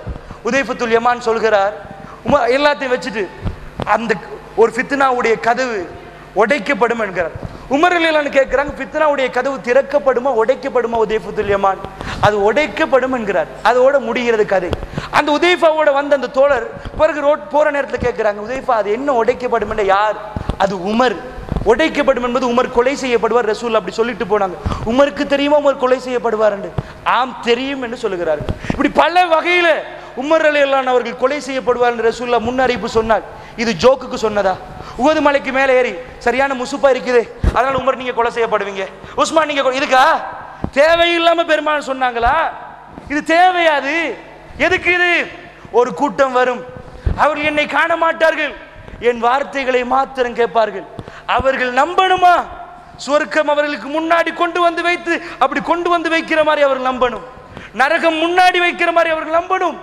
இறைவன் மீது அவர்கள் அன்பாக இருக்கணும் என்றால் பெருமானார் இந்த உயிர் மெட்டர்ல உலகத்துல யாருக்கும் சொல்ல முடியாத இன்விசிபிள் ஏரியாண்டுவார்கள். இந்த உசுறு மெட்டரை நீங்க படிச்சுங்கண்டா எந்த விஞ்ஞானிக்கும் ஏறாது. இந்த திகாரில ஒரு 25 டாக்டர்மார்கள் பட்டியல் போட்டு ஒரு நாளைக்கு போய் உசுரை பத்தி கேட்டுவாங்க பார்ப்போம். நான் அடிச்சு சொல்லுவேன், உசுரை பத்தி 0% தான் உங்களுக்கு கிடைக்கும். எல்லா டாக்டரும் என்ன சொல்லுவாங்க? இன்விசிபிள், கண்ணுக்கு தெரிஞ்சா நாங்க அடைச்சு வச்சிருப்போமேம்மா, இந்த ஆக்சிஜனை விலைக்கு கொடுக்குற மாதிரி நாங்களும் அடிச்சு வச்சு ஜனாதிபதிக்கு ஃபர்ஸ்டா வித்துருவோமே, ஒரு 10 நாள் கூட வாழுங்க ஜனாதிபதி, எதிர்கட்சி தலைவருக்கு ஒரு 15 நாள் நீங்க கூட வாழ்ந்துருங்க, இப்படி விப்பமா இல்லையா? உசுறு இன்விசிபிள், அது எப்போ போகும் எப்போ வரும். அந்த உசுரை காப்பாற்ற போராடுற டாக்டருக்கு பேஷண்ட்டை காப்பாற்ற போகல அவர் உசுறு போயிரும் சொல்ல. அது நடக்குது. என்னடா தெரியல. பெருமானார் எது இன்விசிபிளோ அந்த இடத்துக்கு அல்லாஹ் என்ன செய்யறான்? ஒரு ஞானத்தை கொடுக்கிறான். நபியே இதை சொல்லுங்கள். ஒரு காலத்தில் மக்கள் அதை பார்த்து விட்டு ஆச்சரியம் அடைவார்கள். ரசூலுல்லாஹ் 1-2 சொன்னாங்களே, இப்படி கிட்டத்தட்ட 160க்கு மேல சொன்னாங்க. 160 அடைய சுப்ஹானல்லாஹ். இது கண்டா நம்பாம இருக்கணுமா? உஸ்மானை பத்தி ரசூலுல்லாஹ் சொன்னார்களே கொலை செய்யப்படுவீங்க. பெருமானார் மௌத்தாகி 24 வருஷங்களுக்கு பிறகு சரியாக ஹிஜ்ரி 35ஆம் ஆண்டு உஸ்மான் பின் அஃபானுடைய தாடி நீண்டு விட்டது. அவருக்கு வயது இப்ப 81. 81 வயதுல நீண்ட தாடியோடு உஸ்மான் பின் அஃபான் இருக்கிறார். வீட்டு முற்றுகையிடப்படுகிறது. அவர் ரொம்ப அப்பாவி, ரொம்ப அன்பான மனுஷன், ரொம்ப அன்பான ஒரு சகோதரர். அவருடைய வீட்டை முற்றுகையிட்டு கூரையால பாஞ்சி மனைவி கையை வெட்டி கொண்டு வந்து காட்டுறாங்க. இதோ மனைவி கை பாரு. உஸ்மான் பின் அஃபானுக்கு என்றோ ரசூலுல்லாஹ் சொன்னார்களே உஹதுக்கு மேலே ஏறி, உஸ்மான் நீங்கள் கொலை செய்யப்படுவீர்கள், உஸ்மான் நீங்கள் கொலை செய்யப்படுவீர்கள் என்பது காதில் ஒலித்திருக்கும் என்று நம்புகிறேன். பெருமானார் சொல்லியும் எல்லோரும் 63 வயதில் மௌத்தாயிட்டார்கள். ரசூலுல்லாஹ் சாதாரண மரணம். 81 வயது வரைக்கும் அவர் வாழுகிறார். உஸ்மான் அவருடைய தாடி நீள்கிற நேரத்திலே, வெள்ளையாகிற நேரத்திலே அவருக்கு தெரியும், நான் சாதாரணமாக மௌத்தாக மாட்டேன். 81 வயது அல்ல 102 வயதாகினாலும் என்னை கொல்லுவார்கள். பெருமானார் உஹதுக்கு மேல் சொன்னார்கள். அவர்களுக்கு அது எவ்வளவு நம்பிக்கைண்டா, இப்படி இப்படி முன்னுக்கு நிற்கிற மாதிரி நம்பிக்கை. நீங்க முன்னுக்கு இருக்கிறத எப்படி நான் பார்த்து நம்புறனோ அவ்வளவு நம்பிக்கை. சொன்ன மாதிரி உஸ்மான் அவர்களை கொல்லுகிறார்கள். அப்துல்லா இப்னு சபாவுடைய படை. பெருமானார் மௌத்தாகி எத்தனை வருஷம்? 24 வருஷம். இது எதுக்கு சொல்லணும் தோழிகளே? இது பிழையாகினா இஸ்லாமிய பொய்யண்டாயிருமா? இது உண்மையாகினா நம்ம எல்லாம் கொடுத்து ஒவ்வொரு நிமிஷம் இறைவனுக்காக வேண்டி செலவழித்து, அல்லாஹ்வுடைய பாதையில் செலவழித்து, வேர்வை விட்டு அல்லாஹ்வுக்காக களமிறங்கி நடந்த ஒவ்வொரு எட்டுகளுக்கும் அல்லாஹ் கூலி தர மாட்டானா? நீங்கள் எல்லாம் இந்த தியாரிலே எத்தனையோ ஆயிரக்கணக்கான மக்கள் இருக்கிற நேரம் அல்லாஹ்வுடைய ஆலயத்துக்கு ஒன்று சேர்ந்து மார்க்கத்தை படித்து எங்களை மாற்றிக்கொள்ள வேண்டும் என்ற உணர்வோடு வந்து அல்லாஹ் உங்களை கண்ணியப்படுத்த மாட்டானா? அல்லாஹ்வுக்காக வேண்டி நீங்கள் களமிறங்கி இருக்கிறீர்கள் என்றால் அல்லாஹ் உங்களுடைய பாதங்களை ஸ்திரப்படுத்த மாட்டானா? விளையாட்டுகளும் வீணான செய்திகளையும் விட்டுவிட்டு அல்லாஹ்வுடைய மார்க்கத்தை கட்டி எழுப்ப வேண்டும் என்று நீங்கள் வந்திருக்கிறீர்களே, உங்களுக்கு நான் சொல்லுகிற இந்த விஷயம் உங்கள் நம்பிக்கை அதிகப்படுத்துகிற நேரத்திலே பெருமானார் சொன்னார், ஹலாவத்துல் ஈமான், ஈமானுடைய சுவையை அவர்கள் அனுபவிப்பார்கள். ஈமானுடைய சுவையா? ஸ்வீட்ல பார்க்குற ஸ்வீட் தான், நிஜமாவே தான். பொம்பே ஸ்வீட்டுக்கு போனால் ரொம்ப ஸ்வீட்டாக இருக்கலாம், அதில் இருக்கக்கூடிய ஐட்டம் ஸ்வீட் தான். ஈமான் நிறைய பேருக்கு ஸ்வீட்டாகவே இல்லை. ஈமான் சரியான ஹொட்டாக இருக்குது, சரியான கஷ்டமாக இருக்குது, சரியான காரமாக இருக்குது, சரியான சூடாக இருக்குது. ஈமானில் என்ன சுவை? நான் செலவழிக்கக்கூடிய நேரங்கள், காலங்கள், சல்லிகள், சொத்துகள் அத்தனையும் வீணடிக்கப்படவில்லை என்று ஒரு மெசேஜ் வருகிற நேரம் அந்த ஈமானிலே ஒரு எழுச்சி வர ஆரம்பிக்கும். யா அல்லாஹ் என்ற சித்தாந்தத்தில் உறுதியாக நானும் நீங்கள் விரும்பி ஆரம்பிப்போம். தோழிகளை, இன்னொன்று, நபிகள் நாயகம் ஸல்லல்லாஹு அலைஹி வஸல்லம் ஹிஜ்ரி 1ஆம் ஆண்டு, மனதில் ஆழமாக பதியுங்கள், மதீனாவுக்கு வந்த புதுசு. அம்மார் என்ற ஒரு தோழர், அவர் கொஞ்சம் கட்ட. பெருமானார் பார்க்கிறார், அம்மாருடைய தலையில ஒரு தூசி. ரசூலுல்லாஹ் தூசியை தட்டுகிறார், தட்டி விட்டு சொல்லுகிறார், பாவம் அம்மார் என்கிறார். ஏனென்றால் எல்லா மக்களும் நபவியை கட்டுவதற்கு ஒவ்வொரு கல்லையும் சுமந்து வர்றாங்க. அம்மார் ரலியல்லாஹு அன்ஹு 2 கல்லை சுமந்து வர்றாங்க. பெருமானார் ஸல்லல்லாஹு அலைஹி வஸல்லம் செஞ்சாங்க, தலையை அப்படி தட்டி தூசியை தட்டிட்டு பாவம் அம்மார் என்றாங்க. அவர் திரும்பி, யார் ரசூலல்லாஹ், எதற்கு என்னை பாவம் என்கிறீர்கள் என்று கேட்கிறார்கள். பெருமானார் என்ன மெசேஜ் வச்சிருப்பாங்க தோழிகளை, என்ன சொல்லியிருப்பார்? உண்மையாக சாதாரணமாக இந்த உலகத்தை பற்றி பேசுகிற ஒரு தலைவராக இருந்தால், அம்மார் ஒரு 10 லட்சம் உனக்கு கிடைக்க போகிறதுன்னு ஒரு டூப் மெசேஜ் விட்டிருப்பார். அப்படித்தானே அரசியல்வாதி சொல்லுவார்கள், வாருங்கள் வாருங்கள், நான் மட்டும் மந்திரி மினிஸ்டர் ஆகினால் உங்களுக்கு எல்லாம் சொல்லிதான், இதுதான் சொல்லுவார். பள்ளியை கட்டி வேர்வை வடிக்கிற நேரம், அந்த வேர்வை வடிக்கிற நேரம் ஒரு உலகத்தை எதிர்பார்க்கிற தலைவர் என்ன சொல்லியிருப்பார்? தலையை தட்டி விட்டு தடாய் விட்டு, இப்போ கொஞ்சம் வேர்வையை வடிமா, ஒரு டைம்ல பெரிய அளவுக்கு சல்லி வரும், நான் உனக்கு இவ்வளவு பெர்சன்டேஜ் தந்துடுறேன். அவன் நம்பிடுவார், நபிதானே சொல்றது. அப்படி சொல்லவில்லை, அவர் எதிர்பாராத ஒரு விஷயத்தை சொல்லுகிறார் பெருமானார். அம்மார் பாவம் என்று சொல்லிவிட்டு சொல்லுகிறார், நீங்கள் கொலை செய்யப்படுவீர்கள். திரும்பி யார சொல்லல, கொலை செய்யப்படுவீர்களா? என்ன அநியாயம் இழைத்த கூட்டம் உங்களை கொல்லும் அம்மார். கொலை செய்யப்படுவீங்கன்னு சும்மா சொல்லிட்டு போனா பரவாயில்லை, 2 கூட்டத்துக்கு யுத்தம் நடக்கும், அதுல ஒரு கூட்டம் அநியாயம் இழைக்கும், அந்த கூட்டம் உங்களை கொல்லும் அம்மார். எவ்வளவு நுணுக்கமான மெசேஜ். இந்த மெசேஜ் சரியாகினா பேசுறனா கேட்கிற நீங்க மறுமையில நிப்பாட்டப்பட மாட்டோமா? அல்லாஹ் விசாரிக்க மாட்டானா? அல்லாஹ் கேட்க மாட்டானா? இது நம்பிக்கை ஆழமா வரணும். இது வந்தாதான் நிம்மதி வரும்.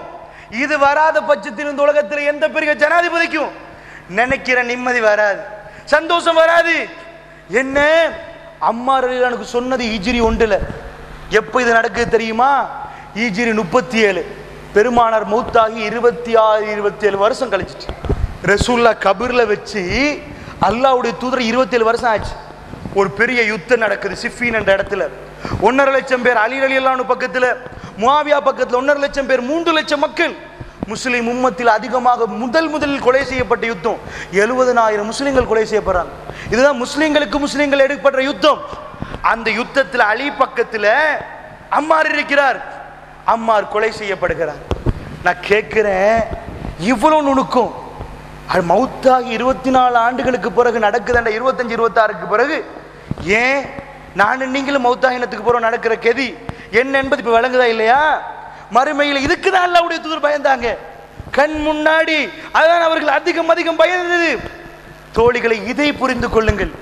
இப்ப பெருமானார் அடிக்கடி சொல்லுவார்கள், நான் செய்யற அமலாலப்பா நான் சொர்க்கம் போறது, அல்லாஹ் நமக்கு செய்த நலவால தான், அல்லாஹ்வுடைய அருள் நமக்கு கிடைச்சாதான் சொர்க்கம். அது உண்மைதானே? அது உண்மைதானே? நபிகள் நாயகம் ஸல்லல்லாஹு அலைஹி வஸல்லம் சொன்னது, ஏன் அல்லாஹ் தந்த அருளை அல்லாஹ்வுக்காக வேண்டி நாங்கள் எவ்வளோ செய்யணும்? குறைஞ்சபட்சம் இந்த ஆக்சிஜன் எடுக்கிறோம், கார்பன் டை ஆக்சைடை வெளியாக்குறோம். இது நமக்கு ஆட்டோமேட்டிக்காக சும்மா நடக்குது. இது இன்னொருத்தர் நடத்துறான்னு நாங்கள் நம்புகிறோம். அல்லாஹ் நடத்துறான்னு நம்புற நேரம் எடுக்கிற ஆக்சிஜனுக்கு சுப்ஹானல்லாஹ் சொல்லணுமா இல்லையா? விடுற கார்பன் டை ஆக்சைடுக்கு அல்ஹம்துலில்லாஹ் சொல்லணுமா இல்லையா? இப்படி சொன்னால் நானும் நீங்களும் களைச்சு போயிடும், அப்படியே களைப்பாயிரும். என்ன ஆகி போயிரும்? அடே சுப்ஹானல்லாஹ் அல்ஹம்துலில்லாஹ் சொல்லி சுப்ஹானல்லாஹ் அல்ஹம்துலில்லாஹ் போய் தான் இருக்குது, அப்படியே போய் இருக்கும். இது அல்லாஹ் போட்ட பிச்சை இல்லையா? களைப்பாயிரும். நிஜமா இந்த அளவுக்கு நம்ம சுப்ஹானல்லாஹ் சொன்னோமா? இந்த அளவுக்கு அல்ஹம்துலில்லாஹ் சொன்னோமா? நான் ஏற்கனவே சொன்னனே, ஒரு கிட்னி ஃபெயிலியர் ஆகி அவுட் ஆகி போன உடனே மேலெல்லாம் வீங்கி வர்ற நேரத்தில் கண்ணீர் வடித்த அல்லாஹ் அக்பர் வரும். காலமா இந்த செல்ஸ் எல்லாம் அப்படி பயன்படுத்தி சரியா இந்த ஹார்ட்டை சரியா பீட் பண்ண விட்டு இந்த கிட்னில சரியான இதை அனுப்பி எடுக்கிறானே அல்லாஹ். காலமா அவனுக்கு செஞ்சாலும் பத்தாதா இல்லையா? அதனால தான் பெருமான சொல்றாங்க, நான் செய்த அமலுக்காவது சொர்க்கம் கிடையாது. நான் அமல் செஞ்சு சொர்க்கம் போற நீங்க நினைக்கிறீங்களா? அல்லாஹ் செய்த அருள்மா, அல்லாஹ் நமக்கு செஞ்ச ரஹ்மத்து. இந்த உலகத்தில் யாரெல்லாம் சொர்க்கம் போறார்களோ அவரெல்லாம் அல்லாஹ்வுடைய அருளை பெற்றவர்கள். அல்லாஹ் உங்களை நேசிச்சாண்டா நான் சொன்ன மாதிரி நஜ்வா விசாரணைக்கு எடுப்பான், ஒரு சில விஷயங்களை விட்டு போட்டுருவான், போ சொர்க்கத்துக்கு என்றுவான். அவ்வளவுதான் விஷயம். அல்லாஹ் உங்களை நேசிக்கணும், அவ்வளவுதான். அல்லாஹ்ட நேசம் மட்டும் வந்துட்டு அது போதும். அல்லாஹ் உங்களை கோவிச்சா நீங்க காலங்காலமா நின்று தொழுதாலும் ஒரு மெட்டர் அல்லாஹ்வுடைய கோவத்தை தூண்டிட்டேன்னு வைங்க, நீங்க நல்ல ஆளாவே இல்லை, நீங்க நியாயம் செலுத்துவீங்க இல்லை, நீதி இல்லை, உங்கள்கிட்ட புட்டிங்க போட நரகத்தானுவா. நீ தொழுத வேலை இல்லை, நோம்பு பிடிச்ச வேலை இல்லை. அப்படி வர்றாங்களா இல்லையா ஒரு கூட்டம், எல்லா பொட்டணியா கொண்டு வந்து மறுமையில வச்சிருப்பார். இந்த பிதத்துவாதி கூட இல்லை, சுண்ணத்தை செஞ்ச ஆட்கள் வந்து நின்றா மறுமை ரசூலா சொல்றாங்க, உங்களுக்கு தெரியுமா பங்களூட்டுக்காரன் ஓட்டாண்டி என்ன யாரு? ஒன்றையுமே இல்லாத ஒரு ஆள். பிச்சைக்காரன் நடிக்கிறது ஓட்டாண்டி இல்ல, பணக்காரன் பிச்சைக்காரன் ஆகிறான் பாருங்க, அதான் ஓட்டாண்டி, அதான் பங்களூட்டு. எல்லாத்தையும் சம்பாரிச்சுட்டு வருவாராம், குர்ஆன் சொன்னாப்படி தொழுதிருப்பாராம், நோம்பு பிடிச்சிருப்பாராம், ஹஜ் வேற செஞ்சிருப்பாராம். அவ்வளோத்தையும் கொண்டாட உடனே மறுமையில 4 கூட்டம் வருமா, யாரெல்லாம் எனக்கு இவன் இப்படி பண்ணினா, அப்படியா நீ தொழுகை கொடுப்பா அவனுக்கு, அவன் தலையில போடுவானால, நீ பிடிச்ச நோம்பு கொடு, நோம்பு யாழ்லா என்ன பிதத்தை என்ன கொடுத்தா என்ன செய்வான், யாழ்ல என் தலையில பிதத்தை போற யாழ்ல என்ன, அவன் பிதத்தை எனக்கு போடுறீன்னு கேட்டுருவான். இவன் அது பிதத்தி இல்ல, சரியா தான் தொழுந்திருக்கிறான், பிரச்சாரத்துல சரியா தான் இருந்திருக்கிறாரு, நோம்ப சரியா தான் பிடிச்சிருக்கிறான், 10 பேருக்கு காட்டி பிடிச்சில்ல, அதனால தான் நன்மை எடுத்து எல்லாம் போடுறான். குடுக்க எல்லா நன்மையும் போட்ட உடனேயே ஒன்றுமே இல்லாம போயிருமா. இன்னும் 4 பேர் வந்து யாழ்ல என்னை இப்படி ஏசினா, யாழ்ல இப்படி அடிச்சா, யாழ்ல அப்படியா, இதா உன் பாவத்தில் நீ விபச்சாரம் செஞ்சியா, ஏடோ விபச்சாரத்தை போடவன் தலையில, இப்படியா எல்லாம் போட்டு நரகத்துக்கு அனுப்பிடுவான். இப்படி வருவார்கள் ஓட்டாண்டிகள். நபிகள் நாயகம் சொல்றாங்க. இப்ப விளங்குது உங்களுக்கு அல்லாஹ்வுடைய அன்பை பெறுறதுக்கு பெருமானார் என்ன வழி சொன்னாங்க? உஸ்னுல் குலுக். நீ என்ன தொழுந்தாலும் என்ன நோம்பு பிடிச்சாலும் உன்ட்ட நன்மை இல்லை, அன்பு இல்லையா, மனசுல பாசம் இல்லையா, இரக்கம் இல்லையா, மக்களை மன்னிக்கிற தயாள குணம் இல்லையா, நீ போன வேலை. ஒரு நாய் வந்து தாகத்துல நாக்க போட்டு நிக்கிற நேரம், தாகம் அரிக்கு போல பாவண்டா முருவசாதி என்று எடுத்து ஒரு விபச்சாரம் செஞ்ச ஒரு ஆள் அப்படி எடுத்து என்ன செய்யறான், சப்பாத்துல அப்படி புளிஞ்சு போடுறான். அதுல இருந்து நாய் வந்து அந்த தண்ணி எடுத்து போய் குடிக்குது. அல்லாஹ்வுடைய தூதர் என்ன சொன்னார்கள்?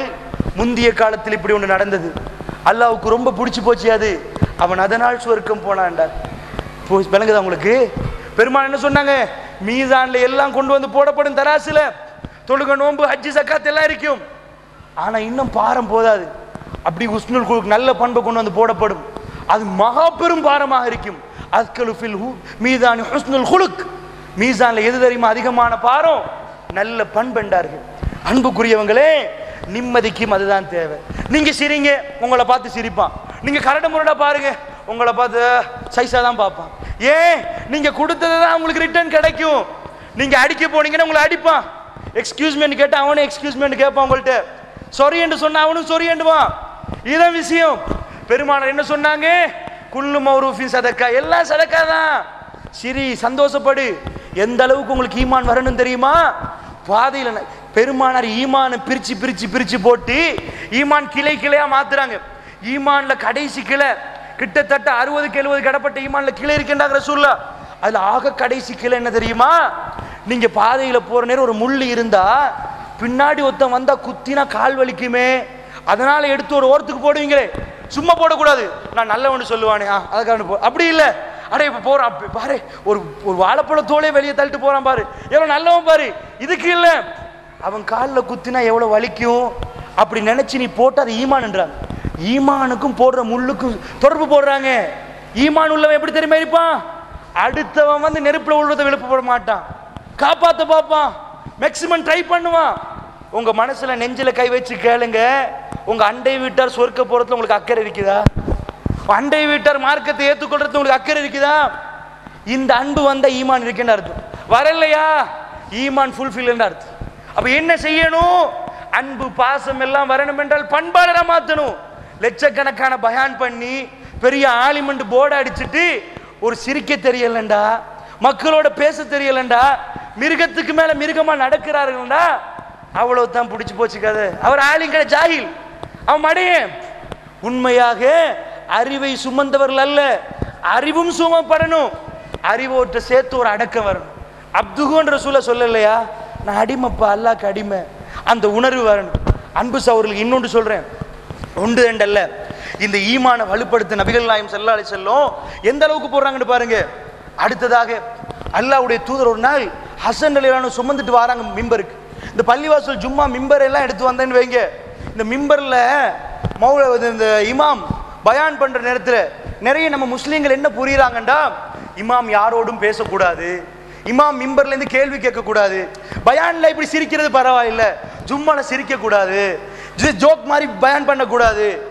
இப்ப இந்த பயான்ல நான் உங்கள்ட்ட கேள்வி கேட்கலாம், அல்லாஹ் எத்தனை கேட்டா ஒன்றை நீங்க சொல்லுவீங்க, ஜும்மால அப்படி கேட்க கூடாதுன்னு நினைக்கிறீங்க. நபிகள் நாயகம் ஸல்லல்லாஹு அலைஹி வஸல்லம் அப்படி மிம்பர்ல ஏறினது கிடையாது. ஒரு நாள் ஒரு மனுஷன் வெளியே வெயில்ல காஞ்சிட்டு நிக்கிறாங்க, அவர் நியத்து வச்சிருக்கிறாரா அல்லாஹ்வுக்காண்டி வெயில்ல காய வேண்டும். பெருமானார் ஜும்மா பண்ணிட்டா என்ன அவர் வெளியே நிக்கிறான்னு கேட்கிறாங்க. இல்ல யார சொல்ல, அவர் நியத்து வச்சிருக்கிறார். மக்கள் ஜும்மால எங்க இமாமாட்டு இப்படி செஞ்சா அடிச்சு வரட்டிடுவான், போ புதிய ஜமாத் ஒன்று கொண்டு வரான் போல. என்ன இது, பெருமானார் மக்களோட அந்த டிஸ்கஷன் ரொம்ப நெருக்கமானார்கள். அது என்ன அவர் அப்படி நிக்கிறாரு, அப்படியெல்லாம் அல்லாஹ்க்கு நெரிச்சு வைக்க வானம் சொல்லுங்க, உள்ளக்கு வந்து உட்கார சொல்லுங்க, அப்படியெல்லாம் நெரிச்சு வைக்காதீங்க, அல்லாஹ் அதெல்லாம் விரும்ப மாட்டான். ஏன் தன்னைத்தானே வருத்தி கொள்றாரு அவரு? பெருமானார் கேட்கிறாங்க அன்பாக. ஒரு நாள் ஒரு மனுஷன் வந்து ரசூலோட பேச, ஒரு புள்ள ஓடி வந்து உழப்பாக்குது. பெருமானார் மிம்பர் விட்டு கடகடன்னு இறங்கி போய் குழந்தையை தூக்கி பிடிக்கிறாங்க, உழக்கூடாது என்பதுக்கு. எங்க இமாம் மட்டும் வந்து பாஞ்சு நின்றாரு, அவருக்கு செருப்பை கழட்டி டெஸ்டி போர்டு அடிச்சு அனுப்பிடுவோம். உங்களுக்கு டெஸ்டி போர்டு யாரு வரணும் இல்லை, அதுல இமாம் யாருன்னு இல்லை, எல்லாம் அவ்வளோ அப்செட்டா போன ஒரு காலம் தான் நம்ம காலம். நான் என்ன சொல்ல வரேன்டா, இப்படி பெருமானார் இறங்கி வந்து குழந்தை. இன்றைக்கு என்ன சொல்லுவாங்க இமாமுக்கு, இமாம் பயான் பண்ணது உங்க வேலை, புள்ளைய பிடிக்கிறது எங்க வேலை, நாங்க பார்த்துக்கொள்வோம். நீங்க அதை பாருங்க, இமாமுக்கு இந்த உலகமே விளங்கக்கூடாது, அவர் மேல பார்த்துட்டு பயான் பண்ணிட்டு போகணும். அவ்வளவு பேர் தூங்கினாலும் பரவாயில்லை, தூங்கினா ஏன் தூங்குறீங்கன்னு கேட்கறதுக்கு இமாமுக்கு அதிகாரம் இருக்குது. தூங்காதீங்க எலும்பி நில்லுங்கன்னு சொல்லணும். இப்ப இமாம் அதெல்லாம் இமாமுக்கே தெரியும், அவ்வளவு பேர் தூங்க தான் வந்திருக்கிறான். அது பகல் ஜும்மா நாள் 12 மணி என்றால் எல்லாருக்கும் தூக்கம் தான் ஞாபகம் வரும். பள்ளிக்கு போனா ஒரு தூக்கத்தை போட்டு வரணும், அந்த ஒரு இதை நடக்குது. அன்புக்குரியவங்களே, நபிகள் நாயகம் ஸல்லல்லாஹு அலைஹி வஸல்லம் எப்படி ஒரு பயிற்றுவித்தார்கள் சொன்னால், அந்த மாதிரி அவங்க என்ன பண்றாங்கண்டா, குழந்தைய தொழுவைக்கும் கொண்டு வராங்க, ஹசனை தூக்கிட்டு மிம்பருக்கு ஏறிட்டாங்க. ஏறினா இப்ப குழந்தை கையில் இருக்கிறனால அல்ல ஒரு முன்னறிவு கொடுக்குறாங்க ரசூலுல்லாஹ்க்கு. புகாரி முஸ்லிம்ல நீங்க பார்க்கலாம், ஹசனை காட்டுறாங்க, பேர குழந்தை சின்னவன் காட்டிட்டு சொல்றாங்க, என் பேர குழந்தை இந்த உம்மத்தில் இரு பிரம்மாண்டமான கூட்டத்தை சேர்த்து வைக்கும்ன்றாங்க. சொர்க்கம் போறதுக்கு இவர் சேர்த்து வச்சான்னு பிரிச்சு வச்சான்னு அது எங்களுக்கு வேணுமா? ஹசன் ரலியல்லாஹு சேர்த்து வைக்கிற மெசேஜ் அதுக்கு எதுக்கு? இது நடக்காட்டி அவர் பொய்யரா போயிருவாரு, நடக்காம இருக்குமா? அப்படி மூளை அளவு கூட நமக்கு சந்தேகம் கிடையாது, நடக்கும். சொன்ன மாதிரி அது சொல்ல இயலாது. ஏன் தெரியுமா? பெருமானார் சுமந்திருக்கிற குழந்தைய சொன்னா யாராவது சிரிச்சிருவாங்க. ஏன் சிரிச்சிருவாங்க? பெருமானார் கையில வந்து ஆம்பளை குழந்தை 3 கொடுத்து 3 ஆள் எடுத்துட்டான். நம்ம சமுதாயத்தில் அப்படி ஒன்று இருக்குது, குழந்தை பெத்தெடுத்து மௌத்தா போனா அவங்க கையில யார்கிட்ட குழந்தையும் கொடுக்க மாட்டாங்க. அபசுகுணம் அவன் கையில கொடுத்தா குழந்தை போயிடும், மௌத்தா போயிடும். அவன் கையில கொடுத்தனால தான் இந்த வயிற்று வலி வந்திருக்கேன்னு சொல்லுவாங்க. சில மனிதர்கள் அப்படி பார்ப்பாங்க, அன்பு பார்ப்பாங்க. அன்புக்குரியவங்களே, நபிகள் நாயகம் ஸல்லல்லாஹு அலைஹி வஸல்லம் பட்ட பேரை வச்சிருக்கிறாங்க. வீட்டுக்கு போய் இன்னாத்தேனா சூறாவை எதுக்கு இறங்கிச்சுன்னு போட்டு பேரட்டி பாருங்க, எதுக்கு வந்துச்சு? இன்னாத்தேனா கல் கௌசர் ஃபஸலில் ரப்பிக்க வன்னர் இன்ன ஷானிக உல் அப்தர், அர்த்தத்தை மீட்டு பெரட்டுங்க. பெருமானார் ஆண் வாரிசு அற்றவர்கள் என்று கேலி பண்ணினாங்க. அவர் தான் ஹசனை தூக்கிட்டு வந்திருக்கிறார். தூக்கிட்டு வந்தா காஃபிர் என்ன சொல்லுவாங்க? இந்த புள்ளையும் தூக்கி மௌத்தாக்க தான் போறாரு போல, அதான் சொல்லுவாங்க. அவர் தூக்கிட்டு வந்து சொல்றார், என் பேர குழந்தை இந்த உம்மத்தில் இரு பிரம்மாண்டமான கூட்டத்தை சேர்த்து வைக்கும். அவ்வளவு பேரும் பார்த்து நம்புறாங்க. அது என்ன அதிசயம் தெரியுமா? அந்த காலத்துல இந்த இன்ஜெக்ஷன் ஒன்றுமே இருக்கல, 50-50 தான். அந்த காலத்துல ஒரு 15 புள்ள கிடைச்சா ஒரு 6 புள்ள மௌத்தா போயிரும், சில நேரம் 15 மௌத்தா போயிரும், சின்னது பெருசாக முடியாம மௌத்தா போயிரும். அதுதான் இப்பதான் 4 புள்ள கிடைக்குது, 4ம் பாதுகாக்கப்படுவது. 15 பெத்தா குறைஞ்சது ஒரு 2வது மௌத்தா போகும். அதுக்கு முன்னாடி 4, அதுக்கு முன்னாடி 10, இப்படி இருந்துச்சு ஒரு யுகம். பெருமானார் ஸல்லல்லாஹு அலைஹி வஸல்லம் காலத்தில் ஒரு மனுஷன் வாழ்க்கையை சொல்லவே இயலாது. அந்த அளவுக்கு நோயும் நொம்பளவும் இதுவும். சின்ன பருவத்தில் ரசூலுல்லாஹ் எந்த பொம்பளை புள்ளியும் பெரிய வயசு மட்டும் இருக்கலே, ஒரு 25-30 முடிஞ்சு அவ்வளோ பேர் மௌத்தா போயிட்டாங்க. பாத்திமா நாயகி 25 வயசு தான், எல்லாம் சின்ன சின்ன வயசுல போயிட்டாங்க. அந்த அளவுக்கு இருக்கிற நேரம் இவர் சொல்றார், ஹசனை தூக்கிட்டு என் உம்மத்தில் இரு தரப்பை இவர் சேர்த்து வைப்பார். நான் கேட்கிறேன் உங்கள்கிட்ட, இரு தரப்பை சேர்த்து வைக்கிற அளவுக்கு பெரிய பெரிய மனுஷனா மாறுவார் என்பது அதுல உண்டு. பெரிய சும்மா ஒரு கூமுட்டே இருந்தா மாத்தலாமா? ஒரு பையனை நான் தூக்கிட்டு சொல்றேன், இவன் இந்த தியாரியை கட்டி எழுப்புவான். 1ஆம் நம்பர் மூதேவியா பிறந்தாதான் இருக்கு சொன்னது. அல்லாஹ் பாதுகாக்கணும். சீதேவி கையில வச்சிருந்தா அது பிரச்சனை கிடையாது. இவர் 1ஆம் நம்பர் சைத்தானியத்தை இந்த சமுதாயத்துக்கு சொன்னா நான் சொன்னதுல எவ்வளவு பெரிய குற்றவாளியா நான் இருப்பேன். பெருமானார் பொய் சொல்லுவாரா? அந்த சமுதாயம் என்ன சொன்னாங்க பெருமானாரை பார்த்து? பெரிய மலைகுண்டுக்கு மேல ஏறி ரசூலுல்லாஹ் கேட்டாங்க. ஆரம்பத்தில் நான் நபி என்று சொல்லுவதற்கு அந்த டைம்ல, மக்களே ஒரு பெரிய ஒரு படை எனக்கு பின்னாடி வருவதை நீங்க நம்புவீங்களா? அவங்க என்ன பதில் தெரியுமா கொடுத்தாங்க? மா ஜர்ரபுனா அலைக்கு இல்ல சிறுக்கு, உங்கள்கிட்ட நாங்க உண்மையை தவிர வேற எதை கண்டோம்? வரமாட்டோம் வாரண்டெல்லாம் சொல்லல. எனக்கு பின்னாடி ஒரு பெரிய படை வருகிறது என்றால் நீங்கள் நம்புவீர்களா? மக்களுடைய பதில் எப்படி இருக்கிறது? மா ஜர்ரபுனா அலைக்கு இல்ல சிறுக்கு, உங்கள்கிட்ட ஒரு பொய்யை கண்டோம், உண்மையை தவிர வேற எதை கண்டோம்? அப்பதான் சொன்னாரு, நான் தான் முகமது ஸல்லல்லாஹு ரசூலுல்லாவா? அப்ப இது பொய் தான். அப்ப அதான் சைத்தான்டாட்டு. உடனே அபூலஹப் என்ன பண்ணினா, எடுத்து தப்பல்லக்கையா முகமது அலிஹாதா ஜமால் தனா, நாசமா போகணும். இதுக்கு தான் நீங்க ஒன்று கூட்டினீங்களா? எப்ப அவர் வச்ச மெசேஜ்ல சைத்தான் வந்து நுழைச்சான். அந்த மெசேஜ் தடம் பொருள வச்சான். அவர் மேல எந்த ஒரு குற்றச்சாட்டும் அந்த சமுதாயத்தில் இருக்கல. இந்த நபி இந்த குழந்தைய பார்த்து சொல்றார், இவர் சேர்த்து வைப்பாருன்னா பெரிய ஆளா மாறுவார். என் பேர குழந்தை எல்லாரும் மதிப்பாங்க, இவன் பெரிய ஆளா மாறுவார். இவர் சமுதாயத்தை சேர்த்து வைப்பாரு. எத்தனை முன்னறிப்பு இதுல! இவர் சேர்த்து வைக்க காட்டி மௌத்தா மாட்டார். ஒன்று, இவர் பெரிய ஆளாவாரு. அடுத்தது இவர் சேர்த்து வைப்பாரு. இவ்வளவு அதுக்கு பிறகுதான் இவருக்கு மௌத்து நடக்கும். இவர் மௌத்து கூட அதுக்கு பிறகுதான். எத்தனை உள்ளடக்கும்! சொன்ன மாதிரி பெருமானார் மௌத்தாகி 29 ஆண்டுகள் கழிகிறது. என்றைக்கும் மிம்பர்ல ஏத்தின பையன் இப்பொழுது பெரியவர் ஆகிவிட்டார். ஹசன் அந்த உம்மத்துக்கு தலைவனாக மாறுகிறார்.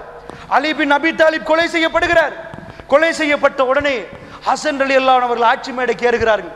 ஏறினா படைய கொஞ்ச காலம் ஆட்சி பண்றாங்க. அந்த நேரத்தில் முஸ்லிம் உம்மத்து ரெண்டா பிரிஞ்சிருக்குது. ஒன்று முஆவியா பக்கத்தில் பஸ்ராவில் ஒரு பெரிய கூட்டம், அடுத்தது ஹசனுக்கு கீழே ஒரு ஆட்சி. இவர் தன் ஆட்சியை விட்டு கொடுக்கிறார். என்ன பண்றாரு? முஸ்லிம் உம்மத்தில் ஒரு ஆட்சி தான் இருக்கணும், ரெண்டு ஆட்சி வரக்கூடாது. பள்ளிவாசலுக்கு ஒரு தலைவர் தான் இருக்கணும், ரெண்டு தலைவர் வரக்கூடாது. அத மாதிரி என்ன வருகுது? இவர் படையை திரட்டுறாரு. முஆவியாவோட ஃபைட் பண்ணி ஒரு ஆட்சியா மாத்திரனா மாற்றுவோம் அப்படின்னு ஒரு படையை திரட்டினா படம் தேருது இல்லை. என்ன பண்றாரு? அப்படியே போய் முஆவியாட்ட சொல்றாரு, எனக்கு ஆட்சி வேணாம், ஒரு தலைவன் தான் முக்கியம். நான் தலைவனாக்க படையை திரட்டி பார்த்தேன், வர்ற பாடு இல்லை, இதாங்க ஆட்சின்னு கொடுக்குறாரு. பெருமானார் ஒரு மிம்பரில் ஏறி பேர குழந்தையை கையில வச்சு சுமந்து கொண்டு, மக்களே என்னுடைய பேர குழந்தை இந்த உம்மத்தில் இரு பிரம்மாண்டமான கூட்டத்தை சேர்த்து வைக்கும் என்று சொன்னார்களே, பெருமானார் அதை பார்ப்பதற்கு அவர்கள் உயிரோடு இல்லை. தாய்மார்களே, சகோதரிகளே, பெருமானார் கபரிலே போவதற்கு பின்னாடி 29 ஆண்டுகள் உருண்டோடியதுக்கு பின்னாடி ஹிஜ்ரி 40-41ஆம் ஆண்டில் ஹசன் ரலியல்லாஹு அன்ஹு அவர்கள் ஆட்சி மேடைக்கு ஏறி தன்னுடைய ஆட்சியை விட்டு கொடுத்து முஆவியாவை ஆட்சியாளராக ஏற்றுக்கொண்டு முழு இஸ்லாமிய சாம்ராஜ்யத்தை முஸ்லிம் உம்மத்தை ஒரே தலைமைத்துவத்துக்கு கீழ் கொண்டு வருகிறார்கள் என்றால், என்றைக்கோ ஒரு பள்ளிவாசல் சின்ன குடிசை அந்த நேரத்திலே முஸ்லிம் உம்மத்து பிரம்மாண்டமாக விரிந்திருக்கவில்லை. அன்று பெருமானார் சொன்னார், என்னுடைய பேர குழந்தை இரு பிரம்மாண்டமான கூட்டம். அந்த ஹதீஸிலே இன்னொரு ஆச்சரியம் என்ன தெரியுமா? முஸ்லிம்கள் அந்த நேரத்தில் அதிகமாக இருப்பார்கள். அந்த ஹதீஸிலே வருகிறது, இரு பெரிய தரப்பு என்று வருகிறது, இரு கூட்டம் என்று வரவில்லை, இரு பிரம்மாண்டமான கூட்டம் என்று வருகிறது. திட்ட தெளிவாக அந்த நேரத்தில் இஸ்லாமிய சாம்ராஜ்யம் எங்கேயோ போய்விட்டது. கடல் படைகள் உண்டாகிவிட்டது, பெரிய ஆட்சியாளர் உண்டாகிவிட்டார்கள். கொடோவால் இருந்து கான்ஸ்டான்டினோப்பிள் என்பது உலகத்திலே வர்த்தக மையம் இஸ்தான்புலாக மாற்றப்பட்டு முஸ்லிம்கள் கையிலே பொருளாதாரம் கொண்டு விடப்படுகிறது. எல்லா ஏரியாக்களிலும் ஜாமியாக்கள் உண்டாக்கப்பட்டு பக்தாத், கொடோவா, எகிப்து எங்களுடைய பல்கலைக்கழகங்கள் திறக்கப்பட்டு எங்களுடைய லைப்ரரிகள் எல்லா ஏரியாக்களும் திறக்கப்பட்டு முஸ்லிம்கள் மிக பிரம்மாண்டமான ஒரு வல்லரசுக்கு சொந்தக்காரர்களாக மாறிய ஒரு யுகம் தான் ஹசன் ரலியல்லாஹு அன்ஹுடைய காலத்து யுகம். அன்புக்குரியவர்களே, பெருமானார் இப்படி இவ்வளவுதான் சொன்னார்கள். ஒன்று ரெண்டா? இதுவெல்லாம் கச்சிதமாக நடந்தால் நான் கேட்கிறேன், எனக்கும் உங்களுக்கும் நிலைமை என்ன? அல்லாஹ் மறுமையில் பிடித்து கேட்டால் நஜ்வா விசாரணை வேணுமா, பகிரங்கமா எல்லாத்தையும் வச்சு போட்டு கேவலப்படுத்தி போ நரகத்துக்கு சொல்றது வேணுமா? என்ன வேணும்? அல்லாஹ் எனக்கு உங்களுக்கு என்னத்தை தந்தா? நீதியையும் நியாயத்தையும் கிரீடத்தை முனிதர் முஸ்லிம்கள் அணிந்து கொள்ளணும், அவ்வளவுதான். அல்லாஹ் எதிர்பார்ப்பது வேற ஒன்றும் இல்லை. தெளிவா புரியுங்க. இஸ்லாமிய பல்கலைக்கழகத்துக்கு போனாலும் இதுதான் உங்க சிலபஸ். அக்கீதா படிச்சு தருவாங்க. அக்கீதா படிச்ச ஒரு முஸ்லீம் எப்படி இருக்கணும்? அக்கீதா படிச்ச ஒரு முஸ்லீம் மௌலவி அக்கீதா படிச்சு கொடுக்குறான். அக்கீதா படிச்சு கொடுக்குற மௌலவிக்கு ஏன் அக்கீதா படிக்கிறேன்னு தெரியல. அக்கீதா எதுக்கு தெரியுமா? அக்கீதாண்டா இறை நம்பிக்கை, மார்க்கத்துடைய பேஸ்மெண்ட். அக்கீதாவை படிச்ச ஒரு ஆளுக்கு தன்னம்பிக்கை வரும். நான் சாஞ்சு விழமாட்டேன், தைரியமா நிப்பையா இல்ல, உன்னை நம்பிட்டையா இல்ல, உன் பண்புகளை எல்லாம் நம்பிட்டேன், நீ அடக்கி ஆள்பவன், என்னை போஷிப்பவன், எனக்கு சாப்பாடு தர்றவன், என்னுடைய சுக நலையெல்லாம் நீ தான் பாப்பாய். அந்த நம்பிக்கை வந்தவன் கீழே விழமாட்டான். அது அக்கீதால உண்டாகும். நீங்க அக்கீதா படிச்சிட்டீங்கடா கீழே விழமாட்டேன். ஃபிக்கு படிச்சா என்ன? நிறைய ஃபிக்கு பேசப்படும். ஃபிக்கு பேச முன்னாடி ஒன்றை படிக்கணும். இந்த ஃபிக்கு என்ற சட்டத்திட்டங்கள், சட்டத்திட்டத்தை ஏன் படிச்சு கொடுக்குறாங்க தெரியுமா? இந்த உலகத்தில் நீதி என்றா இதை விட நீதி கிடையாது. நியாயம் என்றால் இதை விட நியாயம் எங்கேயும் இல்லை. நீங்க நீதியை நியாயத்தையும் தேடணும் என்றால் இந்த ஹதீஸை தான் படிக்கணும். ஒரு ஃபிக்கு சட்டம் பேசுற ஒரு ஆளையும் நீதம் தெரிஞ்சிருக்கணும், நியாயம் புரியணும். அல்லாஹ்வுடைய நீதிக்கு நியாயத்துக்கும் அது புரியணும். தான் கையால சொந்த பிள்ளைக்காவது நீதி தவறக்கூடாது. அவங்களுக்கு கூட இவங்களுக்கு கூட அப்படியெல்லாம் இல்லை. வாழை காட்டி ஒரே மாதிரி கொடுத்து மௌத்தாயினத்துக்கு போற பாகப்பிரிவினை குர்ஆன் சொல்றபடி நடக்கணும். அல்லாஹ்வுடைய நீதியான சட்டங்கள் நிலைநாட்டப்படணும். நான் உங்கள்கிட்ட சொல்றேன், இந்த நீதி நியாயம் ஃபிக்ஹ்ல வரணும். இப்ப இங்க பயானுக்கு வந்தவங்க தன்னம்பிக்கையோ இறை நம்பிக்கையை வளர்க்கறனால தன்னம்பிக்கை வளர்ந்துக்கான்னு பாருங்க. அசந்து கீழே உழுவுறீங்களா? உங்கள்கிட்ட நீதி நியாயம் இருக்குதா? உங்க மனசு குத்துதா? நான் அநியாயம் பண்ணிட்டேன் என் பிள்ளைக்கு, அண்டை வீட்டாருக்கு நான் அநியாயம் பண்ணிட்டேன், என் ரத்த உறவுக்கு நான் அநியாயம் பண்ணிட்டேன், இந்த சமுதாயத்துக்கு நான் துரோகம் பண்ணிட்டேன், உங்க மனசு குத்துதா? அப்ப உங்களுடைய நீதம் இருக்கிறது. குத்தினால் நீங்கள் திருத்தலாம். குத்துது இல்லையா? உங்களுக்கு நீதத்தை பத்தி தெரியலையா? நியாயம் என்பது தெரியலையா? அது கிரீடமாக நீங்க அணியலையா? நீங்க என்னத்தை செஞ்சியும் வேலை இல்லை, நீங்க எதை செஞ்சியும் வேலை இல்லை. நீதம் உங்களுக்கு தலையாக உங்க தலையில் இருக்கணும். ஒரு முஸ்லிம் நீதிக்கு பிறகுதான் பிள்ளை, நீதிக்கு பிறகுதான் தாய், நீதிக்கு பிறகுதான் மனைவி. இதுதான் பெருமானார் உருவாக்கிய சமுதாயம். இது உங்கள்கிட்ட வந்துட்டா வரலாறு உங்களை பண்படுத்து.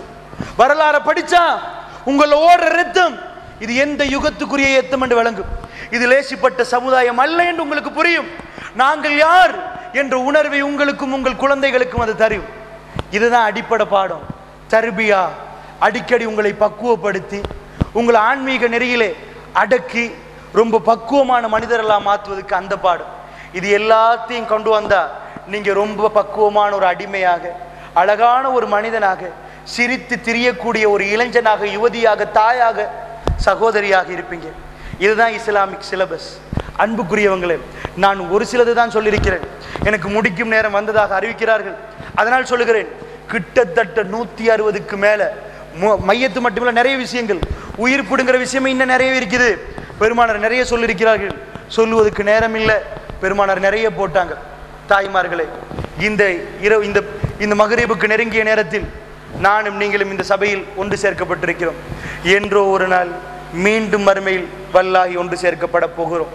இந்த நாட்டின் தலைமைகள், இந்த உலகத்தின் இன்றைய தலைமையர்கள் எல்லோரும் அந்த மறுமையில் ஒன்று சேர்க்கப்படுவார்கள்.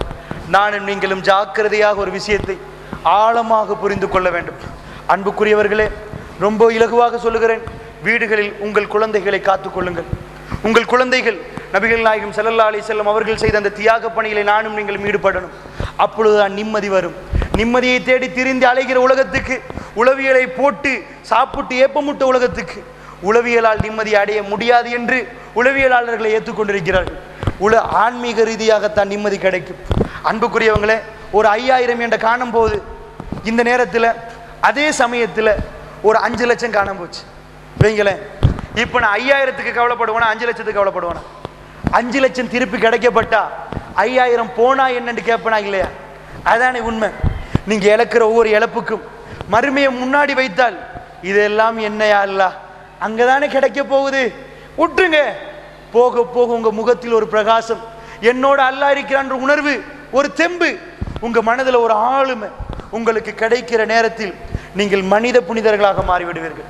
உங்களுக்குள் நிஜமான நிம்மதி வரும். இந்த உலகத்தில் இழப்பு என்பது எழுதப்பட்ட உண்மை. நிச்சயமாக அனைவரும் இழந்தே தீர வேண்டும்.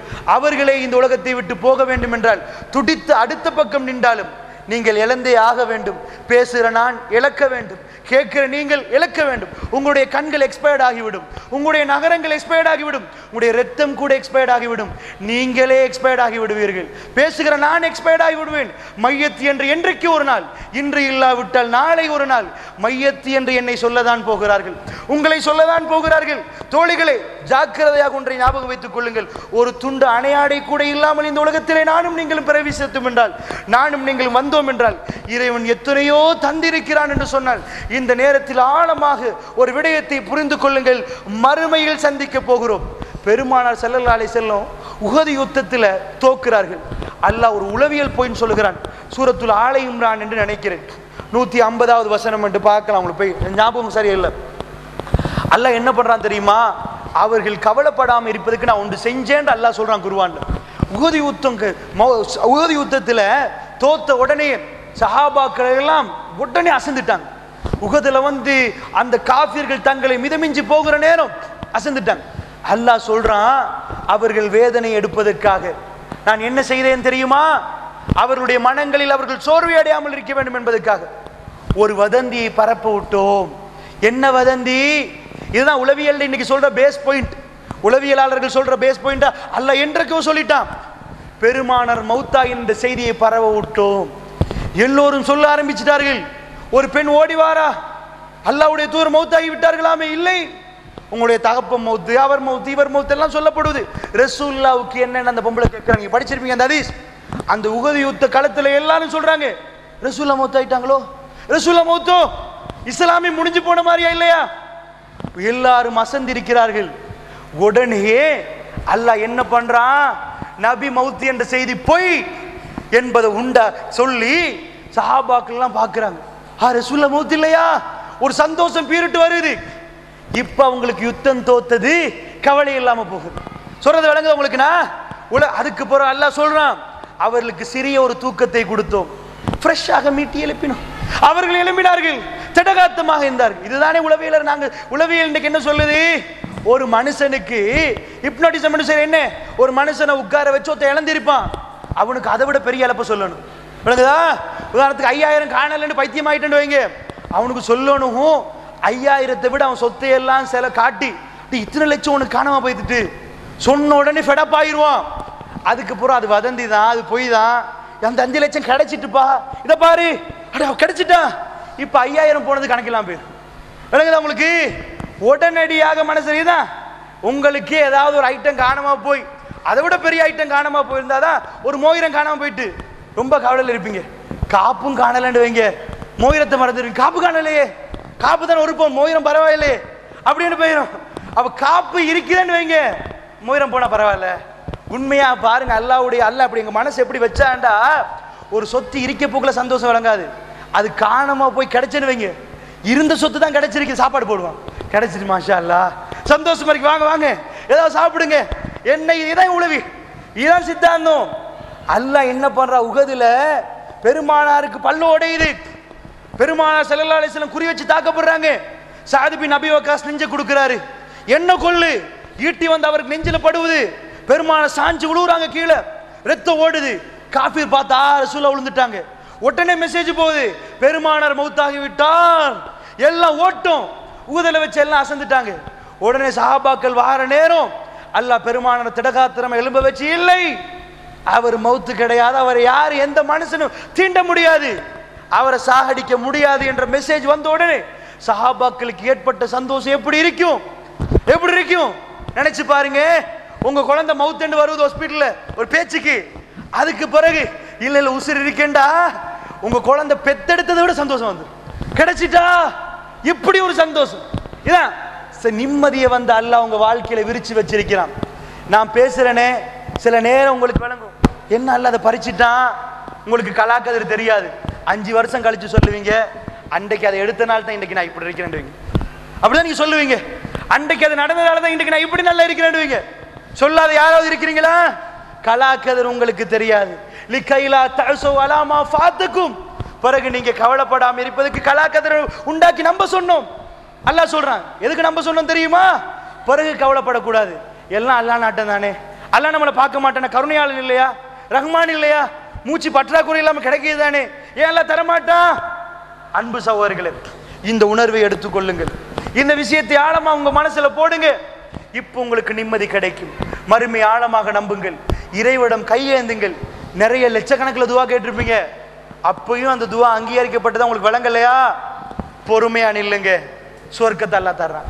பொறுக்கிற பெருமானார் சொல்றாங்க, இந்த உலகத்தில் மிக பெரும் ஒரு செல்வம் இந்த உலகத்துக்கு ஒரு மனிதனுக்கு கொடுக்கப்பட்டால் கைர் அவுசவ், பெரிய ஒரு கைர் எது தெரியுமா? மின சப்ர், பொறுமைதான் என்றாங்க. இந்த உலகத்தில் ஆகப்பெரிய ஆயுதம் பொறுமை. வேற யாருக்கும் அதை எடுக்க முடியாது. என்ற பொறுமையா இருக்கிறதுக்கு ஒரு சித்தாந்தம் இருக்கணுமா இல்லையா? இப்போ உதாரணத்துக்கு ஒரு ஆள் கண் முன்னாடி கொலை செய்யப்பட்டுட்டான், பிறகு இவர் பிறக்கவே மாட்டார் என்று இருந்தா எவ்வளவு கோபம் வரும்? அதுக்கு பொறுமை வர மாட்டோம். இல்லை இல்லை, மீண்டும் அவர் மறுமையில் அவர் விசாரிக்கப்பட்டு இவருக்கு தண்டனை கொடுக்க வரும் என்று நம்ம பொறுமையா இருப்போம். அதனால இன்னும் சொல்ல வாரண்டா, இந்த பொறுமைக்கு ஒரு சித்தாந்தம் இருக்குதா இல்லையா? அந்த சித்தாந்தத்தை அல்லாஹ் வச்சிருக்கிறான். மறுமை நம்பிக்கையில பொறுமையா இருங்க. உங்களுக்கு பொருளாதார கஷ்டம் வருமா? பொறுங்க. உங்களை வீட்டில் நோய்கள் வருதா? பொறுங்க. உங்களை அல்லாஹ் உங்களை சொத்தை எல்லாம் பிடுங்குறானா? சந்தோஷப்படுங்க. யா அல்லாஹ், நீ என்னை நேசிக்கிற இல்லையே? ஒரே ஒரு வரலாறை சொல்லிவிட்டு முடிக்கிறேன். ஒரே ஒன்று, காபு பின் மாலிக் ரலியல்லாஹு அன்ஹு அவர்கள். தாய்மார்களே, சகோதரிகளே, இந்த வரலாறு நான் பேசுகிற நேரத்தில் ஆழமாக கேளுங்கள். இந்த வரலாறோட என்னையும் உங்களையும் ஒரு படி அப்படியே வைத்து பார்ப்போம். எனக்கும் உங்களுக்கும் சொர்க்கம் போக இயலுமான்னு கேட்கிறேன். இதான் கொஸ்டின். காபு பின் மாலிக் சொல்கிறார், பெருமானார் தபூக்குக்கு அழைத்தார்கள். நான் தபூக்குக்காக வேண்டி ஆயத்த பண்ணினேன். போவோம் என்று, நாளை போவோம் என்று ஆயத்தம் பண்ண வேலை நாளைக்கு போட்டினேன். எல்லோ மக்களும் அந்த யுத்தத்துக்காக வேண்டி தயாராகினார்கள். நாளை தயாராகுவோம் என்று நான் நினைத்தேன். இப்படியே நாள் ஓடியது. பெருமானார் தபூக்குக்கு போய்விட்டார்கள். போகிற இடவழியிலாவது பிடிப்போம் என்று நான் தயாராகவும் நாளை தயாராகவும் நினைத்தேன். ஆனால் என்னால் போக முடியவில்லை. பெருமானார் திரும்பி வந்தார்கள். அல்லாஹ்வுடைய தூதரோட வழக்கம் இருக்குது, யுத்தம் முடிஞ்சு வந்தாங்கன்னு வைங்க, 2 ரக்காத்து தொழுந்துட்டு அவ்வளோ பேரை விசாரிப்பாங்க. யார் வரல அவ்வளோ பேரை விசாரிச்சுட்டு தான் வீட்டுக்கு போவாங்க. பெருமானார் விசாரிக்கிறாங்க. காபு பின் மாலிக் சொல்கிறார், கிட்டத்தட்ட 80க்கும் மேற்பட்ட தோழர்கள் அங்கே இருந்தார்கள். பெருமானார் எப்படி விசாரிப்பாங்க? ஏன் வரலன்னு கேட்பாங்க. அவர் சொல்லுவார், இதுதான் வரல, இதான் காரணம். யார சொல்லலாம்? அப்ப ரசூலா என்ன செய்வாங்க? யாரெல்லாம் இவர் சொல்லுகிற காரணம் உண்மையா இருந்தால் இவருடைய பாவத்தை மன்னி, வராத பாவத்தை மன்னிச்சிரு, இவர் சுத்தப்படுத்துறியா அல்லாஹ், இப்படி துவா கேட்பாங்க. காபு சொல்கிறார், என்னுடைய வாரம் பெருமானார் இடம் நான் போனேன். பெருமானுடைய முகத்தை பார்த்தேன். அந்த முகத்திலே சிரிப்பு இருந்தது, ஆனால் கோபம் கலந்த ஒரு சிரிப்பு. ரசூலுல்லாஹ் கோபத்தோடு சிரித்தார்கள். என்ன காபு என்று கேட்டார்கள். நான் பெருமானாருக்கு சொன்னேன், வல்லாஹி யா ரசூலல்லாஹ், அல்லாஹ்வுடைய தூதரை அல்லாஹ் மீது ஆணையாக சொல்லுகிறேன், இதற்கு முந்தைய யுத்தங்களில் எந்த அளவு என்னிடம் சொத்து இருந்ததோ அதை விட இரட்டிப்பு மடங்கான சொத்து என்னிடம் இப்பொழுது இருக்கிறது யா ரசூலல்லாஹ். ஷைத்தான் என்னை பொடுப்போக்காக மாற்றி விட்டான். நாளை போவோம் நாளை போவோம் என்று நினைத்தேன், போக முடியாமல் ஆகிட்டு யா ரசூலல்லாஹ். உண்மையை சொன்னார். பெருமானார் சொன்னார், காபு வெளியே நில்லுங்கள், அல்லாஹ் உங்களுக்கு பதில் தருவான் என்றார்கள். அல்லாஹ் அறிவித்து கொடுத்தான். 50 நாட்கள் காபு பின் மாலிக் கூட யாரும் பேசக்கூடாது. பெருமானார் மக்களை கூப்பிட்டு சொன்னார்கள், மக்களே, காபு உட்பட இன்னும் 2 பேர் பத்ரில் கலந்து கொண்ட ஒரு தோழர் கூட இருக்கிறார். பத்ரில் கலந்து கொள்ளவுடைய பாவங்கள் மன்னிக்கப்பட்டது என்று அல்லாஹ் சொல்லுகிறானே, அந்த தோழரிலும் ஒரு ஆள் இருக்கிறார். அங்கே 3 நபர்கள். அப்படி அல்லாஹ் என்ன சொன்னான்? அல்லாஹ்வுடைய தூதர், யாரும் இவர்களோடு பேசக்கூடாது என்று உத்தரவிடப்பட்டது. காபு பின் மாலிக் சொல்லுகிறார், நான் வந்து சலாம் சொல்லுவேன், தோழர்களை பார்த்து அஸ்ஸலாமு அலைக்கும் சொல்லுவேன். ஒரு தோழர் கூட என்னை பார்த்து வலைக்கும் சலாம் சொல்ல மாட்டார். அவருடைய உதடுகள் கூட அசையாது. அப்படியே அவர்கள் உதடுகளை பொத்து கொண்டிருப்பார்கள். என்னால் இதையெல்லாம் பார்த்து பார்த்து தாங்க முடியவில்லை. 50 நாட்கள் எங்களை ஒதுக்கி வைத்தார்கள். பெருமானாரை நான் ரொம்ப நேசித்திருந்தேன். இந்த உலகத்திலே ஆக பெரும் அளவுக்கு என் மனதில் ரசூலுல்லாஹ்வுக்கு இடம் இருந்தது. நான் ரசூலுல்லாஹ்வை அவ்வளவு நேசித்தேன். அல்லாஹ்வுடைய தூதர் என்றால் அவ்வளவு எனக்கு பிரியம். பெருமானார் என்னோட பேசவில்லை என்று சொன்ன உடனேயே என் மனது தாங்க முடியாமல் துடித்துக் கொண்டிருந்தது. ஒரு நாள் ரசூலுல்லாஹ் தொழுது கொண்டிருந்தார். நான் பக்கத்திலே போய் தக்பீர் கட்டி என்னுடைய ஓரக்கண்ணால் பார்த்தேன், பெருமானார் என்னை பார்க்கிறாரா என்று.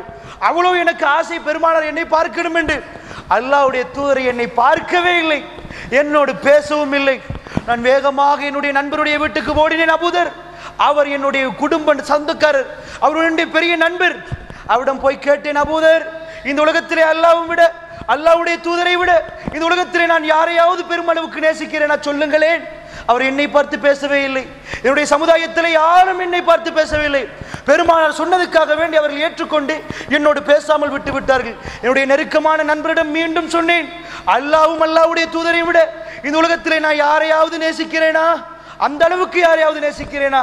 அவர் என்னை பார்த்து பதில் சொல்லவே இல்லை. அடுத்ததாக மீண்டும் கேட்டேன். அவர் சொன்னார், அல்லாஹ் தான் அறிந்தார், அல்லாஹ்வே அறிந்தவன் என்று சொல்லிவிட்டார். நான் அந்த இடத்துல இருந்து என்னால் தாங்க முடியாமல் இப்படி ஒரு பதில் சொல்லிவிட்டாரே, நான் எவ்வளவு நேசித்திருக்கிறேன். எனக்கு தாங்க முடியாமல் சின்ன பிள்ளை மாதிரி அழுதேன், கெதறி கெதறி அழுதேன். யா அல்லாஹ், நான் உன்னை நேசிக்கிறேன் யா அல்லாஹ், உன்னுடைய தூதர் பெருமானாரை நேசிக்கிறேன் யா அல்லாஹ் என்று சொன்னேன். ஒரு நாள் நான் சந்தைக்கு போனேன். அந்த நேரத்தில் அடுத்த ஊரில் இருந்து ஒரு கடிதம் வந்திருந்தது. அந்த வந்த கடிதத்தை கொண்டு வந்தவர்கள் காபு பின் மாலிக் யார் என்று கேட்டார்கள். மக்கள் என்னை பார்த்து சைக்கினை செய்தார்கள், இவர்தான் என்று. நான் போனேன், கடிதத்தை எடுத்து வாசித்தேன். உம்முடைய தோழர் உம்மை விரட்டி விட்டாராமே, உம்மை ஒதுக்கி விட்டாராமே, அப்படி என்றால் நாங்கள் அடைக்கலம் தருகிறோம், எங்களிடம் வாருங்கள் என்று சொல்லி அந்த கடிதத்தில் இருந்தது. கடிதத்தை பார்த்த உடனே, யா அல்லாஹ், என்னை நீ சோதிக்கிறாயா யா அல்லாஹ்? அந்த நேரத்தில் ரொட்டி சுடுவதற்காக வேண்டி ஒரு நெருப்பு மூட்டப்பட்டிருந்தது. அந்த நெருப்பில் இதை சுருட்டி அப்படியே போட்டுவிட்டு, இந்த காபு யா அல்லாஹ், யா அல்லாஹ், இந்த காபை நீ சோதிக்கிறாய், அடுத்த ஊர்ல இருந்து கூப்பிடுறார்கள், அடைக்கலம் தருகிறோம் என்று. அவர் அந்த நெருப்பிலே அப்படியே கடிதத்தை போடுகிறார். கடிதம் அப்படியே சுட்டெறியது. காபு திரும்புகிறார். 40வது நாள் ஆகிறது. ஒரு தூதுவர் பெருமானார் அனுப்புகிறார். வீட்டுக்கு அனுப்பி சொல்கிறார், காப், உங்களுடைய மனைவியோடு கூட நீங்கள் உறவு கொள்ளக்கூடாது. இன்னும் அவர் தனிமையாக்கப்படுகிறார். தனியாக மனைவியும் ஒதுக்கிறார். 50வது நாள் காலையிலே சுபஹ் தொழுந்துட்டு இருக்கிறார். ஒருவர் வந்து பெருமானிடமிருந்து வந்து சொல்லுகிறார், காப், அல்லாஹ் உங்களை மன்னித்து விட்டானாம். அவர் இப்பொழுது எல்லாத்தையும் தர்மம் செய்து முடிந்து விட்டார். அவருக்கு எவ்வளவு சொத்துகள் இருந்தது, எல்லாத்தையும் கொடுத்து முடித்து விட்டார். போட்ட ஆடைகளை ஒரு ஆடையை கொண்டு வந்து அந்த மெசேஜை சொன்னவருக்கு கலட்டி போட்டு, தோழரே அப்படியா என்று சந்தோஷத்தை பாராட்டி ஒரு துண்டு ட்ரெஸ்ஸோடு ஓடுகிறார். ஓடி தன்னுடைய சகோதரர் அபூதர்துடைய வீட்டுக்கு போய் அங்கிருந்து ஒரு துண்டு புடவையை கேட்டு அதை மேலே போய்த்து கொண்டு பெருமானிடம் போய் யார சூழலாம் என்று பார்க்கிறார். பெருமாளுடைய முகம் பிரகாசமாக பூர்ண சந்திரமாக மின்னுகிறது, சிரித்து கொண்டிருக்கிறார். யார சூழல, இது அல்லாஹ் சொன்னதா, நீங்கள் சொல்கிறதா? அல்லாஹ் தான் சொன்னான் என்று உடனே சந்தோஷத்தில் பிறப்பு அடைந்து அந்த வகையை அவர் பார்த்து அல்லாஹ்வே அந்த அளவுக்கு அவர் புகழுகிறார்கள் என்று சொன்னால், நான் கேட்கிறேன், அன்புக்குரிய தாய்மார்களே, அவர் தொழவில்லையா? அவர் நோன்பு பிடிக்கவில்லையா? அவர் தர்மம் செய்யவில்லையா? அவர் இதுக்கு முன்னாடி போர்களில் கலந்து கொள்ளவில்லையா?